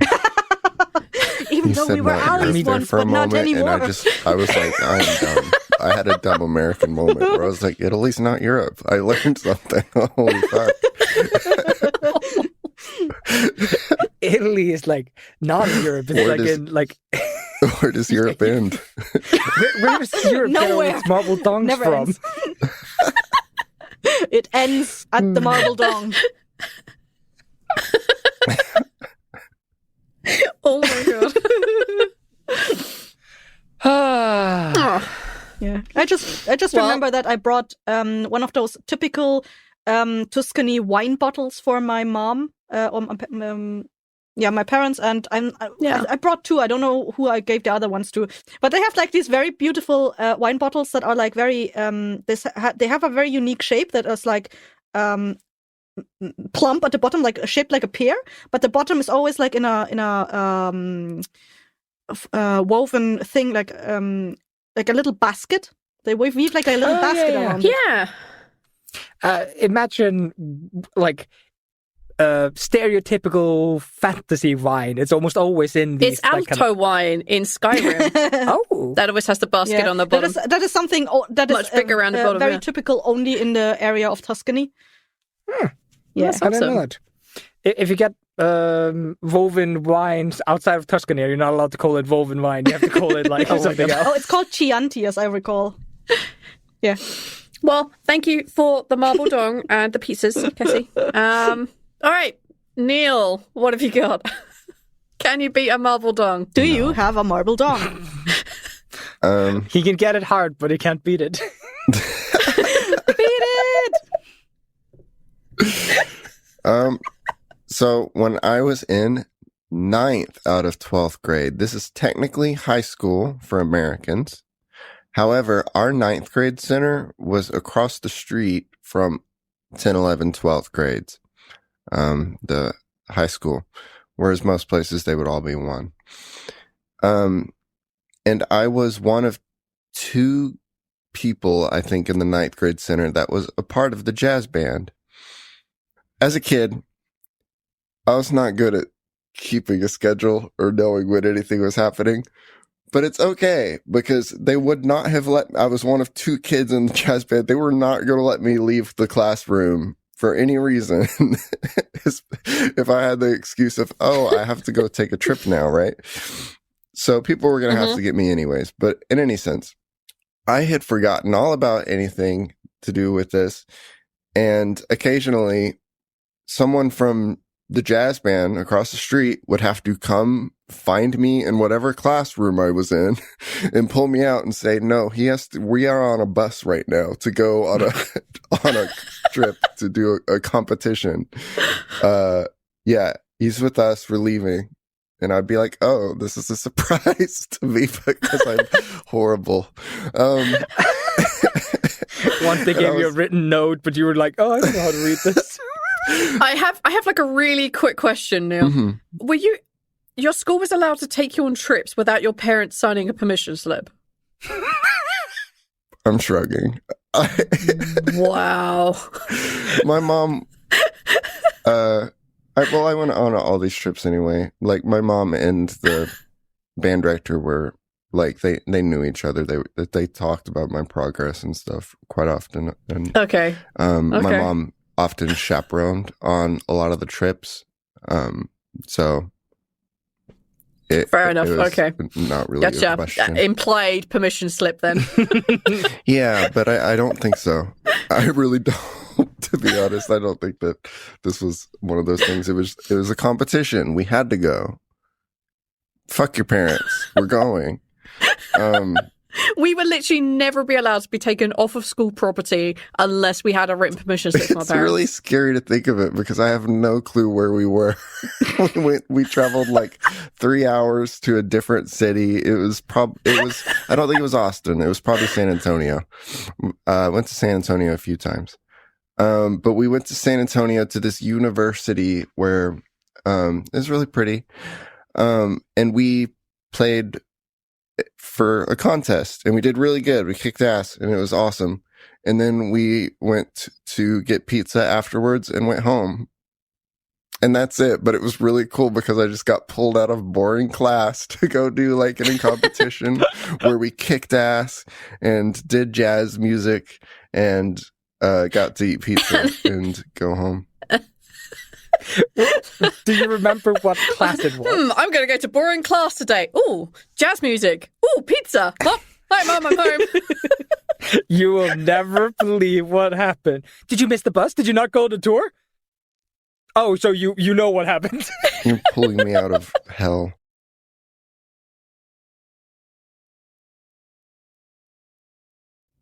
All right, Aethel, what have you got? Top spot. Top spot is another cheat. Rude. I did not Does have Aethel actually make it to the school trip? Was there in fact snow on there? Is there another secret hidden Ouija board under the bus? Who knows? I guess we're about to find out. Or is this a time that Aethor literally tripped at school? Ooh, that would have been a good one. Oh. Did he trip balls? I'm tripping on school. Tommy, mushrooms at school? No, so I'm going to actually have to cheat to get a top spot. Because otherwise, the trip when my pet died would be my top spot. And I refuse to let that happen. There are no other school trips I took that I have any memory of. There was, however, one thing that I did on behest of the school or kind of like in conjunction with the school. And it was, what do you guys call it? Where you go and you like join a job site for a day? A work experience. Yeah, I went and I did a work... We had work experience for like a week. That was what we did. Yeah, I did it for 3 days, if I remember correctly. And I don't know why. I think this is back when I'm just about to graduate like basic school. So I'm probably in like 14, 15-year-old. I know all of these things are happening around the same time. But it was around the time that I got really into listening to my mom's old recordings of audio dramas that were in Icelandic. And I was listening to vinyl records with musicals. And so I decided to ask my aunt, who lived in the capital, who worked at the local radio station, something the equivalent of the BBC, of course, much, much smaller. I called her and asked, can I do a job experience at the radio station? And she asked around and they were like, yeah, fuck it. Like, nobody ever comes and does experience with us. And for 3 days, I was passed from person to person to person, doing shows, doing editing, doing recordings, doing like ads. It was amazing. I genuinely remember this so fondly, being passed from person to person. And they didn't have a schedule or a plan. They just walked into a room and went like, hey, this is Aethon. He's doing a job experience things. Can you take care of him for like 2 hours? You can just pass him off to somebody else. They were just like, oh, yeah, sure. What do you want, kid? I'm like, I don't know. Do you want to learn how we like cut old magnetic tape records and conjoin them together when we find like parts we need to snip out? I'm just like, fuck yeah. Goes in the shelf, grabs out a 50-year-old audio play, starts playing it, and it's like, okay, here you can hear. There's like a dead silence. That means like something went wrong probably in the recording of this. So we're just going to take these scissors and snip, and then we're going to put clear tape on it, and now it plays. And I'm just like, that was not as complicated as I thought you were going to make it be. Clear tape, motherfuckers, scissors? This is how you do it? And wow. I got to see. Aren't you glad that this is not your existence, Neil? Yeah. What the fuck? It was genuinely just such a fantastic experience being passed around and seeing all these different ways shows are being recorded and done. And then there was like, they had one special booth, and that's the booth where the DJ and the audio program controller and the speaker is the same person. And they had a special booth for that because otherwise you usually had people in a booth talking and then you had an audio control outside. But they had a special booth for the lunatics who did all the things at once. And just the amount of gear and shit that was around them that they had to like click on and do things with. It was just fantastic. It was so fun to see. Yeah. And all the rooms were audio treated like this. And it's very cool to have my own audio treated booth now, 20 years down the line. We're just missing a mixing deck for you, some clear tape and some scissors. And some and then we can fire Neil. No! Can we? No, I will kill all of you before I let Neil go. But it's my birthday. I don't care. Aw. But yeah, and like this is genuinely my favorite like school-related trip thing that I ever did. It was my job experience at the Roof radio station in Iceland. So how come you didn't end up doing more there? Because you clearly are suited for this. Reasons? I live in Vestmannaeyjar. Like, I never had the chance to do any of these things. There's a local radio station that pops up every Christmas. They broadcast from the teenage hangout place. And I remember, like, asking around, like, how do you get on that thing? And everybody was just like, no. Ethel, no, we don't want you here. So yeah, like I've always been interested in radio and radio broadcast and audio mediums, but it just like, yeah, I lived on a tiny island. We didn't even have hand radios. Like we had nothing. I couldn't even get like build it up from the ground. Mm-hmm. I just had to wait for the entire world to be interconnected, and then I could build it from the ground. I just had to wait somebody else to create a show and get it going and get up to like episode 50, and then I could build it from the ground. Well, you could have invented podcasts. Do you know how the amount of money you could have made? No, I think whoever invented podcasts probably did very poorly. Just like the first film is a travesty. Have you seen it? It's just a face in a moon. It's so bad. Oh, yeah. I think you do. No. Why do I not do it? Why didn't I do it sooner? I just never had the opportunity. As I grew up, I had to make real decisions about my education because I am a little bit slow in the head. I have a hard time learning and remembering things, so I had to choose a easier branch than something that I wanted to do. So I chose electrician, which felt clean enough and still engaging enough that something I would enjoy. there was never a point where anybody walked into my life and said, "Hey, Kit, I like the sound of your voice. Why don't you do some radio broadcasting?" No, it was like, I never had the chance. So instead, you switched to performing in English. Everyone's like, "Ooh, your accent is just so different." And now everyone says creamy over you because you're speaking in English with Icelandic-ish accent. No, there's no accent left in my voice, man. Yeah, sadly, it's all gone.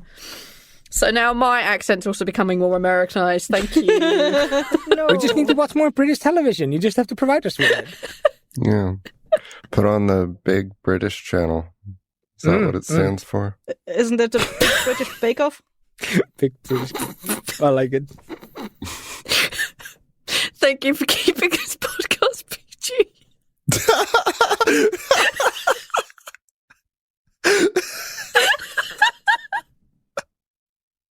There's certainly nothing else that stands for me. I don't know what you're talking about. Jesse's so lost right now. I'm not even gonna Google it. So, BBC, apart from being Go the ahead, British I'll cut it out. Broadcasting, thank you, being the British Broadcasting Company and Big in Black the Cock? UK. Yeah. That's it. Yeah, I was about to say in the porn world. Oh, I actually have a dumb story about that. My cousin used to work at a company. You can no longer cut this out. And he used to work at this company, and he had a guy that he was working in the back end of their like intercommunicational system, and he would name all their systems like sexual references, like triple X, MILF, stuff like that. And then my cousin told me this, and I was like, "Holy shit, that's so funny!" Does he do any like has he ever done like BBC? And my cousin just looked at me like, "The fuck's BBC?" I'm like, "Oh shit, I just told on myself, didn't I?" And then I started like he showed me the file, and he had so many. Like he had BBC, he had so many of them. I remember looking at some of those and going like, I've heard of this. Like, I think this is who that boy was sitting there just blasting out his power level to the fucking entire world. Just like, yep. I love what's some weird ass fucking porn, and I'm putting it in your database. He probably did this thing where he was like, if I show them all the stuff, they're never gonna figure out which one my kink is. Burying the lead, so to speak. Sorry. This just reminded me of when I told on myself. Well, we are not removing that conversation because that's way too funny. Fuck me. So my top spot. So I was identified at my top school as being a child carer, i.e. someone who's under the age of 16 who cares for an adult, and being in an impoverished background because my parents never had any money, and for being, I was sent to the school therapist, and I was only one of 8 students in a school of over 1,000 that was ever sent to this poor therapist. She was useless, but bless her cotton socks, she did try. After having spoken with her for a while, my school sent me and a bunch of the other kids who were in therapy on a school trip. We didn't have to pay for it. We still had to get our parents to sign permission slips. And we went to this place called the Ada Outdoor Activity Centre. And it's on the River Ada. It was about 10 minutes from my school. And we just did really random fun things. We did indoor climbing, which I had never done before and was an absolute hoot. We did a little bit of kayaking, which was kind of fun. And after we'd done the morning activities, we had a really nice lunch. We did the team building exercises where you fall back. We did a bunch of random shit. We then were given mountain bikes. We cycled to Bramber Castle, which was about just over an hour cycle away. And we went up the side of the river, and then we went up to the castle. We put the bikes to one side, we ran around the castle, and then we cycled all the way back again, and then we were let go from school. That was just super fun. And it was just so random and out of the blue for me and the other kids, at least. Like, we were told on the Wednesday, and then we went on the Friday, because it didn't really cost the school anything, as far as I understand. It wasn't anything for them. yeah, we were just taken out just to do some fun things and get away from school and get away from stress. And yeah, every couple of months, I went with my nephews and my nieces, who were about the same age as I was. We used to cycle up the side of the River Ada. We went to go visit Bramber Castle and cycle back again. So yeah, that random one trip reignited my love for cycling because I'd really fallen out of it after a while. And it gave me a nice little escape route to go to on occasion. So yeah, that was kind of why it was my favorite trip. It was just something really random that came out of kind of nowhere. We didn't have to pay for it. And yeah, it reminded me how much I like cycling. So a couple of weeks later, I had a job at the school to paint the school. I got enough money from that to order a bike. I built my bike, and then I never stopped cycling. And that bike was purple, and I called her Gertrude. Yeah, that was it. That's the story. So whenever I needed out, often Gertrude up to Bramber Castle I'd go. Yeah. When you say cycling, do you mean motorcycling or bicycling? Bike, push bike cycling. Yeah. Push bike? Otherwise, it's called motorbiking. Yeah, bicycle. Okay, you're not pushing; you're actually treading. Yeah, we also call them push bikes, like push bikes. Bikes. But when I say bikes, people think I'm talking about motorbikes. I'm like, no, just the foot one. Me. So then I use push bikes as the other way we refer to them, and now I need to call them bicycles. My language has become so much more specific. Yeah. We just on bicycles. We were too young to have mopeds, and you can't get that unless you have a license anyway. So it feels like your favorite trips seem to be the ones where you get either like a treat at the end, like with a cocoa, or where it comes for free. Yeah. Well, the free ones are great because they're really the only trips I ever went on. Or a free cocoa. Yeah. Like, yeah, it's really only the trips I ever went on. The only trip that my parents ever really paid for was I'd been having a really hard time in school, and then we went back to school in September, and my birthday was coming up, and I'd only really made like one friend. I'm a loser. And there was a trip coming up run through like the youth part that was attached to the school but not actually the school, and we went to Chessington World of Adventures, which is basically a theme park. Ironically, I ended up working for the company that organises that many years later here in Iceland. That's not really the point. And yeah, like we went there for like, it was the day after my birthday, and my friend and I went. My mum paid for her, and we just ended up drinking a lot of Coke because we weren't allowed that at home. She was also super poor and she never got to go on trips either. And we ended up going on all the rides, and we ended up being let loose. There were no teachers around to keep an eye on us in this big, dangerous theme park. That was on my like, is this my top trip? I'm like, no, I want to talk about the other one because that's more important to me. Yeah, like that's the only trip I ever paid for. Like, I like the free ones because I'd never expected them. Like when my teachers came to me and said, oh, by the way, there is a fund set aside for kids who don't have a lot of money at home, and we want to pay for you to go to Germany, but you do need to get your own passport. Like, that came out of fucking nowhere. My teacher pulled me out of my class. I wasn't even in German class. I think I was in something stupid like religious studies or some shit. She just pulled me out of class and went, yep, you can go on this trip. Just need to pay for a passport. I'm like, holy shit. It was great. Yeah, I appreciate the free things. I would have added them to my what's your favorite free things, but I've forgotten about them until I thought about school trips. I feel like you've brought up the Germany trip before. I'm not sure if it was on the free trip or on the gift thing for free. Yeah, I think I probably had, but I know I've talked to Joel about that more outside of this podcast. Yeah. Maybe it was. We don't talk outside this podcast. Never. We don't talk outside of this podcast. Maybe it was a. Like, you're actually listening. This is all just a coded instructions for how we're running Blighthouse. Is actually just this podcast. Maybe it was one of your honorable mentions. I don't remember. But I do feel like it's come up before. But yeah. It has. I'm 100% sure of it. If you remember what episode, tweet it at us.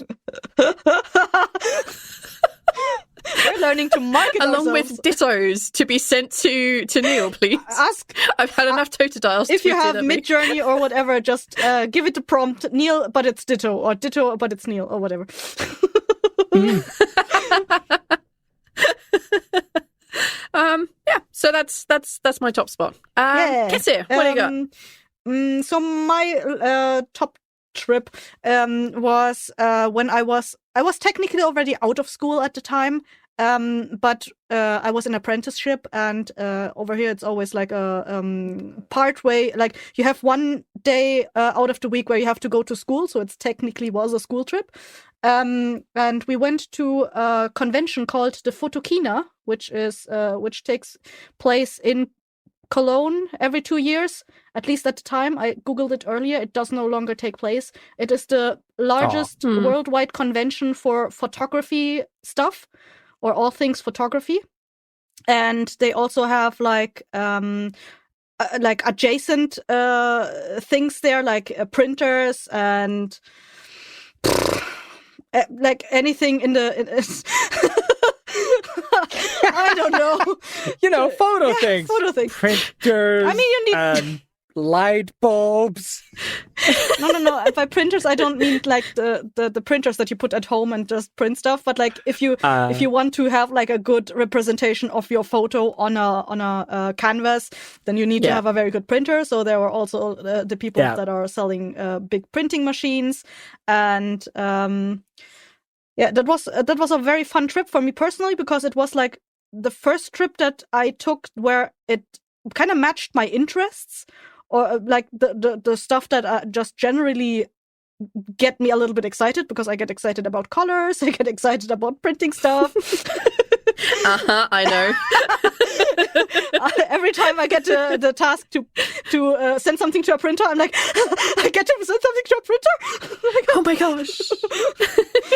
And one fun story was that when I was there was the company that my dad used to work for was there, which is called König und Bauer, which is like a very large printing press producer from Germany. They make like newspaper printer, the large newspaper printers. My dad used to go on trips outside of Germany to build those up, and I they are based here in this region where I am right now. And the trip was the Photokina was like in a different state altogether, so it was, for me personally, surprising to see them again, to realize that they had like this big presence to the printer world. And I picked up, like, they gave out free art prints there. They had like a bunch of rolled up stuffs that you could just pick up and take with you, like, those gifts that you get at conventions and stuff. And I picked up a map of the world for my parents, because we actually, like, ever since I was a child, my parents had like a big world map in the living room right next to the dining table. And when my parents moved to this different apartment over here, they had to leave that behind because it was already so old and stuff. And then it looked almost exactly the same, except it was in English. So now we have another world map on our dining table that is in English. And I remember as a child, when my mom and I used to watch TV or news or stuff, like on anything on the TV, and we were at the dining table, whenever something like a place got mentioned, we would always go to the map and find it there. So that's like how geography got like brought to me, because we were always like finding those places on the map. You motherfuckers were playing GeoGuessr before it was even a thing. Except we only had the top view to go off of. A bloody coup happened in Cuba. Where's Cuba? Yay! But yeah, that was that was kind of nice experience to me. And I got to see Cirque du Soleil for the first time there, because for some reason, they had like a little act there on a stage, and I really fell in love with the music there. They did not have so much to do with printing and anything like that, but like they are a very their shows are very colorful, so they employ they need printers and photographers that can really bring those colors, like make them pop. So that's probably why they hired Cirque du Soleil for that. They probably have some like color specialists that come along and they're like, yes, in this scene we'll use this type of light bulb, this kind of blah blah blah. Yeah, probably. Bet your ass there's somebody out there that's the color choreographer for Cirque du Soleil. Since this episode is already a little bit lewd, something I noticed when I went there was that like a lot of people that went there were like photography nerds, and for some reason all of them brought their their very big DSLR cameras, and all of them seemed to bring their largest objectives, and they were very big. So everyone was walking around with this camera in front of them and this big of an objective, and I was like, what the fuck are they compensating for? I'm scared.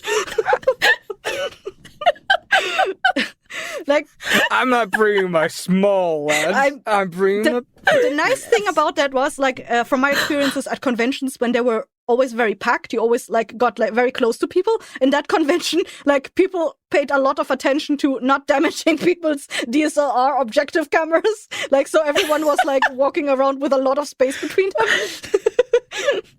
Or like at least don't touch another person's lens, dong. Stay away. I mean, they didn't do the social distance stuff like they did do for COVID or something, anything like that. But everyone was a little bit more mindful, probably also because it wasn't a like anime convention. It was definitely like a professional convention. There was no glomping at your photography. Probably, but if there was, it was from behind.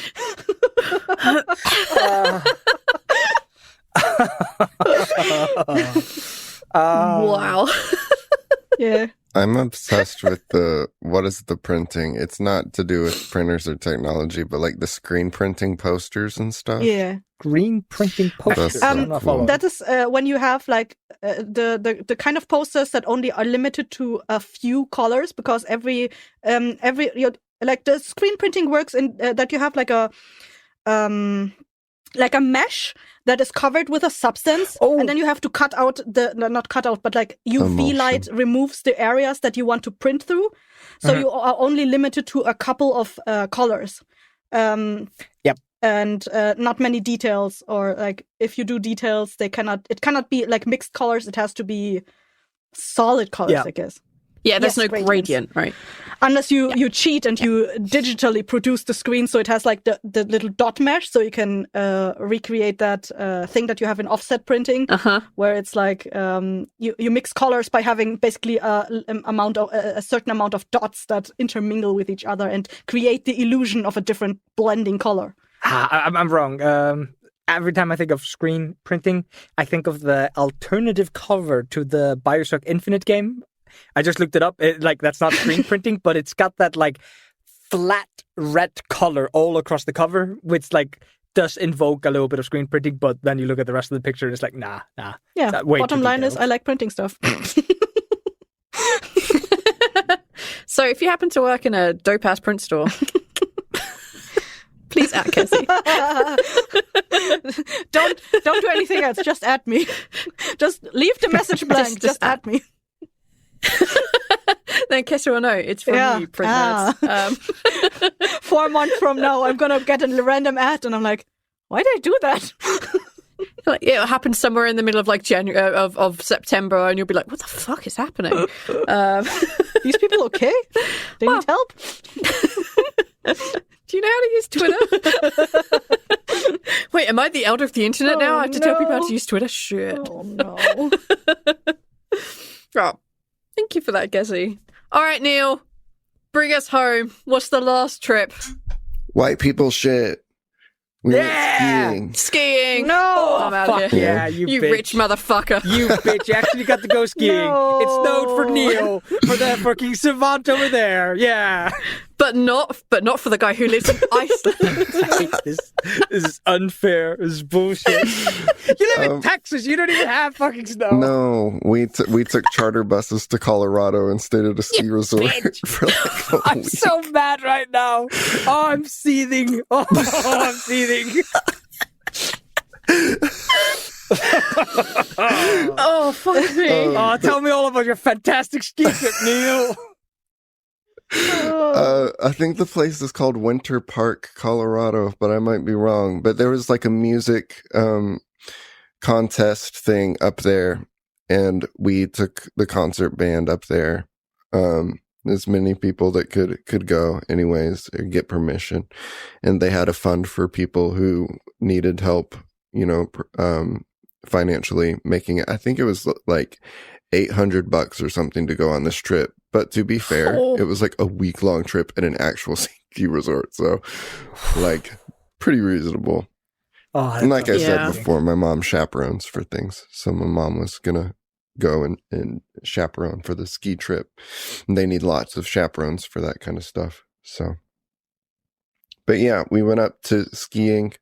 The mountains were pretty. It was like my first time seeing mountains and feeling very small and knowing what actual snow is, because Texas does not get normal snow.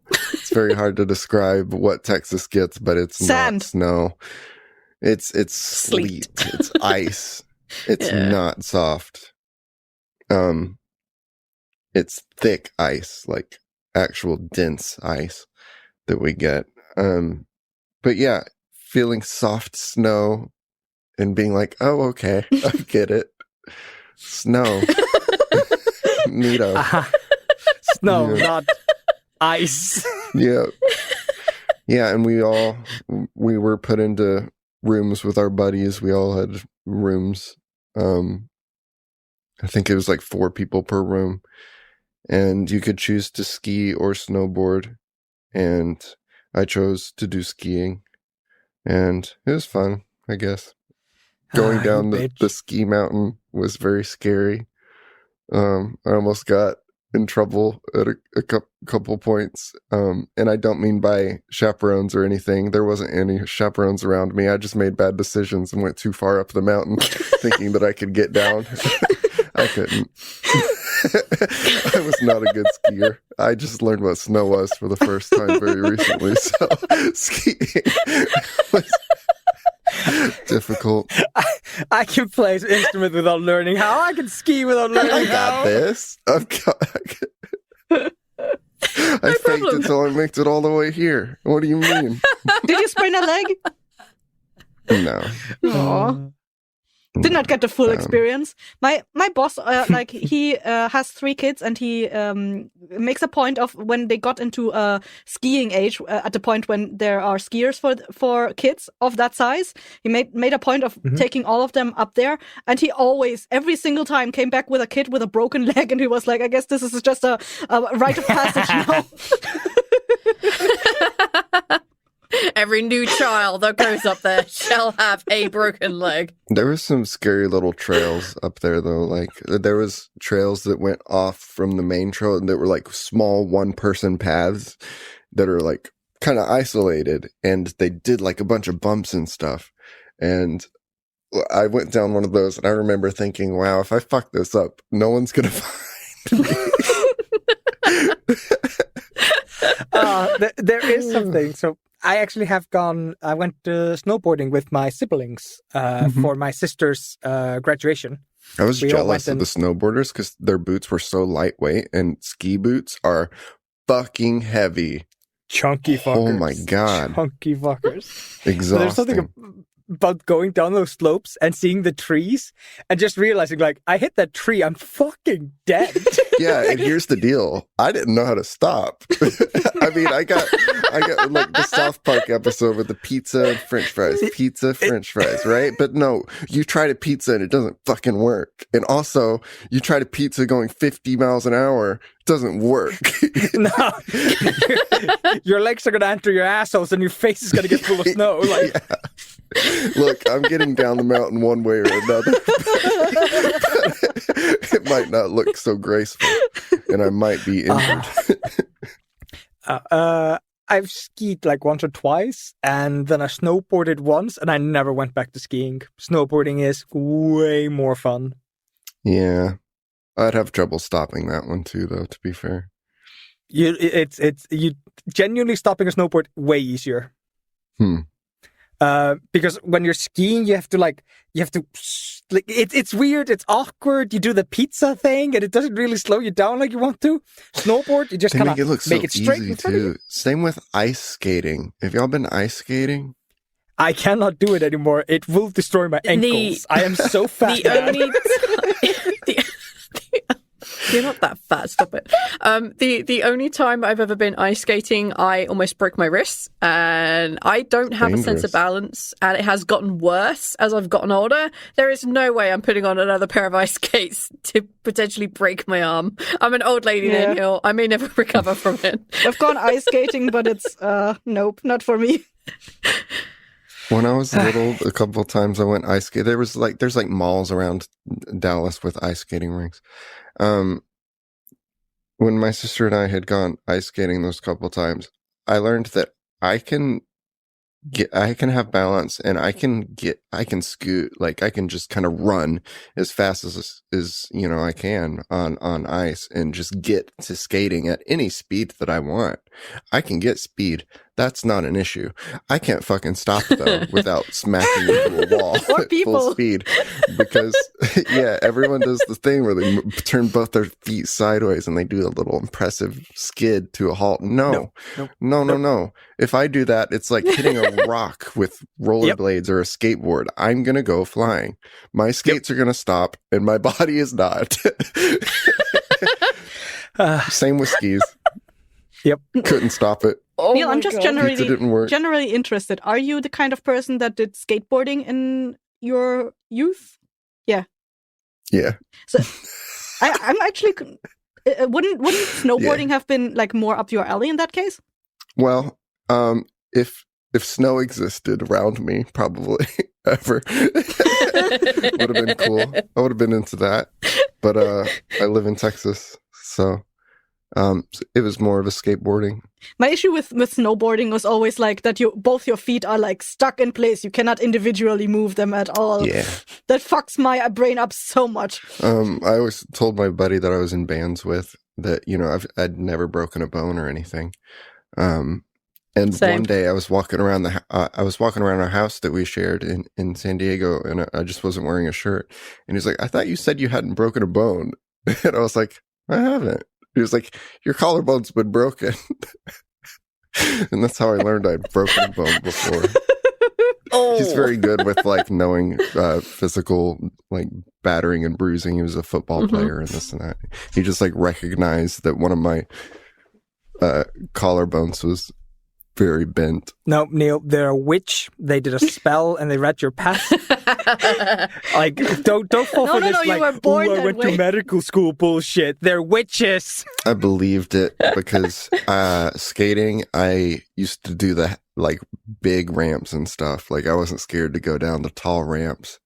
And there's a lot that I couldn't do on a skateboard, but like I could go in on the big half pipes and stuff like that. And there was a couple times where I just ate shit. Like when you do that on a skateboard, you do it onto one shoulder. And there was a couple times I remember, like for weeks to, a month afterwards, I was just completely wrecked physically. And I was like, yeah, I probably definitely, thinking about it, skateboarded my collarbone to death. So I didn't doubt it, but I had always assumed that I'd never broken a bone. I am glad I didn't skiing though. Could have. I got going really fast at a couple times. Like the only option is just sit down to stop. I couldn't stop it other ways. I was just like, okay, I'm going really fast and I have to just sit down really suddenly to not be going fast anymore. Crash on purpose.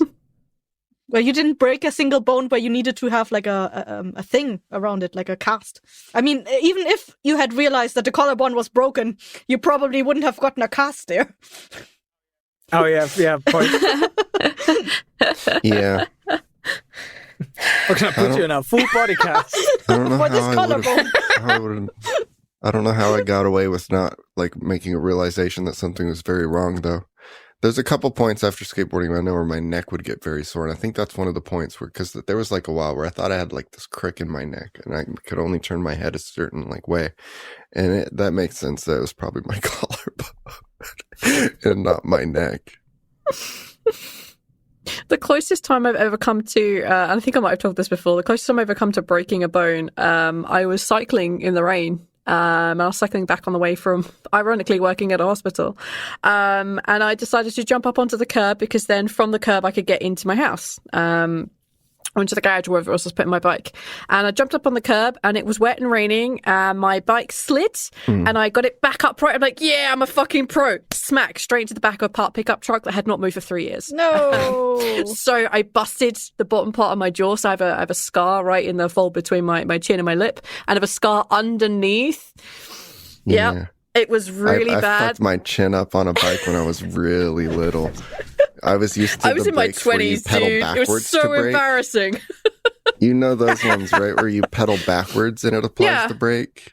Yeah, I was used to that, and I didn't know that there was other stuff than that. And I was at a friend's birthday party. I was super little, and there was a bike that was, I could get on it, but it was big for me, for sure. But they only had handbrakes, and pedaling backwards did nothing but pedal backwards. It actually did nothing. Disengaged, I didn't know. And I went down this huge, long driveway and just into this ditch of trees and just did like this awesome backflip and busted my chin open. No! I have two like really good scars under my chin from that. Yeah, I've got one underneath my chin and one between the chin and my mouth. And it's just like, you never see the one underneath because that's hidden. But if I turn my head up, you can definitely see it. But it's really difficult just to see the one in the fold of my mouth. Like, what is that? Oh, that's a scar. But yeah, it's the first and only time I've ever had stitches. That's when they realized that when I said, hey, I need a little bit more local anesthetic than you're going to give me because my body doesn't take it as well. And he was like, for a size this, I don't think I should use 2 sets of needles. He ended up doing 2 sets of needles of anesthetic so that he could actually finish the stitching on both places. Yeah, it was really embarrassing. I remember looking at myself in the mirror and my friend Jay, the guy who voices Emil for us, he saw me like check my chin. I'm like, can I probably do this myself? And he saw it split more and he almost passed out. And I'm like, all right, I better go to the hospital. I need someone else to stitch this one up. I can't do this myself. But I remember coming in, there was blood dripping all down my face. It was all down my legs. I'm like, oh man, this is rough. Yeah, I ruined a fun t-shirt as a kid with my mom. And that my other I got two. I said that I had 2 scars on my chin. My other one was I was like 2 years old and I was getting out of swing set on my own. Big brave boy getting out of the swing set on my own, and I landed on my chin. The swing set did a flip. Never broken a bone. Never had a stitch. Wait, no. Did I need to get stitches when I fell off the ladder? No. I just bruised really bad. You bruised real bad, though. It was real rough. God, remember when I sent y'all the picture? It accidentally freaked you. I was not intentionally trying to freak y'all out, but I had cut my finger open. That was really funny. Nasty. And I sent y'all pictures of like it was clear to me in the picture that it's just my finger. I'm fine. But I sent pictures of like, I fucked my finger up playing with my goddamn guitar pedals. God damn me. I'm so dumb. And I like sent y'all pictures just kind of ranting about it. Wait, you cut your finger on a guitar string? No, I was redoing my pedal board, and what that means is I was cutting Velcro with a steak knife. Ooh. And the Velcro gave, and the knife did not stop. No! It went right into my finger. And it did it right at the tip of the index finger where it bends. No! And if I put pressure on that, it still sends tingles down my whole hand. Like if I put pressure on that, I felt the knife hit bone. It was going at a speed. Bad. And I had to get stitches right where that finger bends. I was so mad. Stupid guitar pedals. Velcro. Didn't have any scissors. I'm just gonna say I had stitches and I have broken bones, but I'm not gonna talk about it because I think we're already way over with the episode. I don't know. I was thinking, like, we're gonna have to cut a lot of this out. I think we spent like a good solid 40 minutes talking absolute shit. Yeah. I don't even know how we got here, but here we are. Oh, skiing. You're talking about skiing, yeah. About breaking bones and shit. Anyway, does anybody have any honorable mentions? Yeah, I'm flooded with options. I can't even pick from them. Okay, great. Well, keep them to yourself. We don't want to hear another tale about how in Iceland you went skiing. Jesus. I didn't. Anyone else? I actually mentioned my honorable mention already. Not any good ones. I just remember I was in a oh God, what are they called? Like a pension for school people, pupils. Hang on, let me quickly Google the name. Okay, whatever. Just basically a thing where students spend a couple of days at for no apparent reason, just to be away from home, basically, or like learn to live outside of home for a week. And okay. Sorry, I was just like, oh yeah, it's just a runaway house. No, it was organized by the school. But yeah, organized runaway house. Come here, kids, away from your parents. From my perspective as a school kid, it was very far away. But like I asked my mom earlier this morning, like if she remembers where it was, so I could Google it. But she's like, she doesn't remember exactly where it was, but it was only like in this region, like maybe half an hour away. I was like, I felt so lost there. I was like, like it was the worst experience of my life there, because like not only was I away from home for the first time ever back then, but like also like with people I did not really like. Like we had to go into our little rooms with random people. We had to choose, quote unquote, but like I was in the group with the leftovers, basically. And one part that made it the worst experience of my life was it was like in the middle of like spring, I would say, and my allergies were acting up, and it was one of the first years where I was realizing that I was very highly allergic to pollen. And like I felt like I was dying for the entire week. I was like, I don't know, maybe I have asthma. And they were trying to give me asthma sprays from the other people that had asthma, and I had no idea how to use them because my doctors told me I did not have asthma. But yeah, that was a very traumatic experience, and it was the only other trip I had. So I yeeted that off my list. Yeah, good idea. The time they thought I had asthma, it was an allergy. I have a dishonorable mention, actually. So I had one honorable mention and one dishonorable mention. My parents were trying to be better, so they sent me on a school trip. It's called Blackwoods Farm. Not Kingswood. Kingswood was baller. Blackwoods fucking sucked. We were there for 3 days. It rained every single night, and we were all out in tents.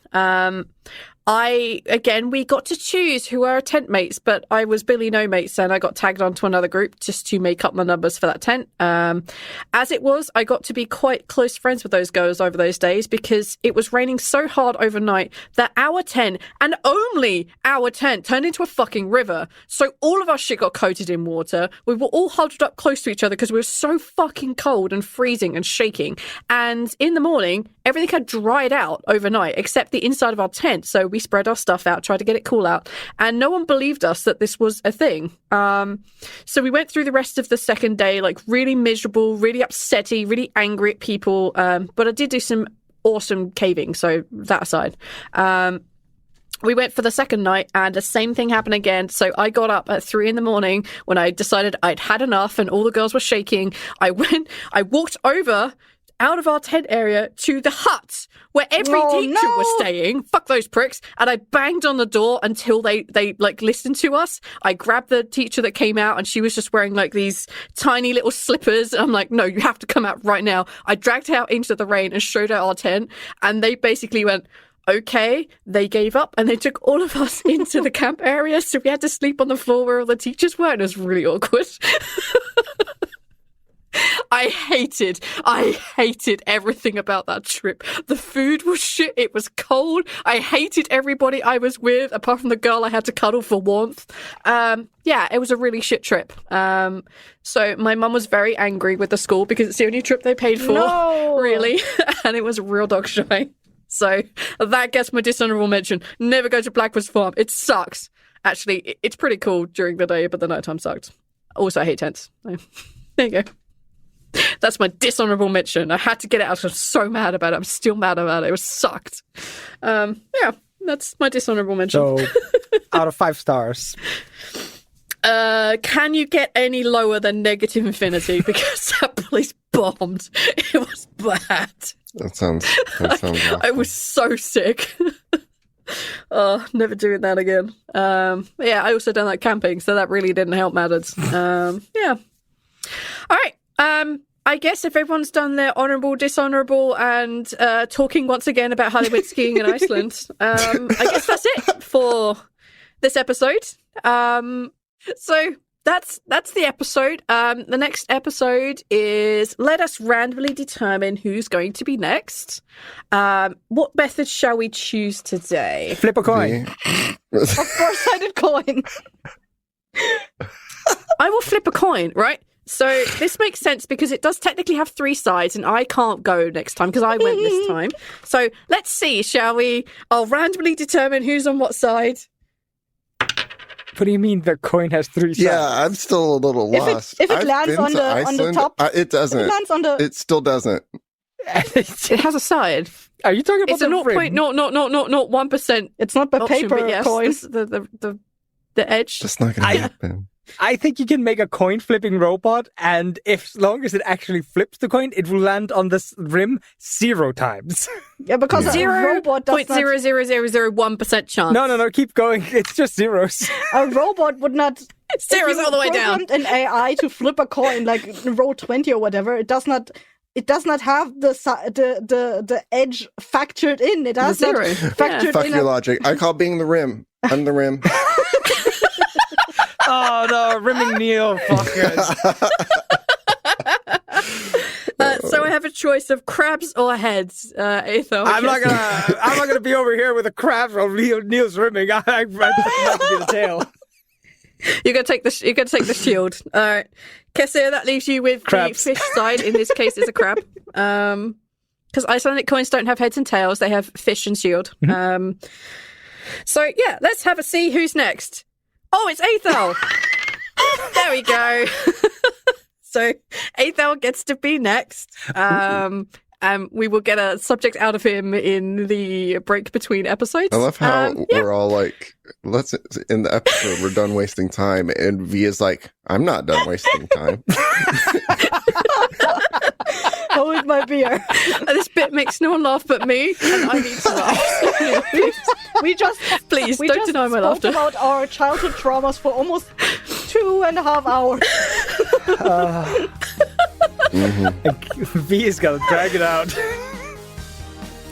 By God, we'll hit that 2 hour 30-minute mark every time. Already over. So Aethel's going to decide. Yep, definitely over. So yeah, Aethel gets to decide next time, and yeah, I guess until then, bye. Okay, thanks. Bye. At me. Don't leave a message. Just at me.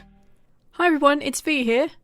Well, that was a lot more tangents this episode than I think we normally do. It did not end up being 2.5 hours. We did cut out some talk that was just completely nonsensical. So yeah, this episode was kind of fun. We learned a lot of things. A lot of people were game for stretching the definition of a top school trip.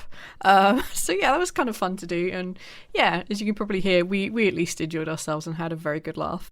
And as for the call to actions for this episode, please, everyone who tweeted Totodile at the 4Top3's Twitter, please tweet dittos to Neil. He needs to see them. Please tweet Neil with all the dittos. Please tweet the 4Top3's with all the dittos. Contact him on our Facebook. Go ahead, put him in the Discord. Neil needs to see all these dittos. Time for sweet revenge has come. So I'd appreciate if we do that.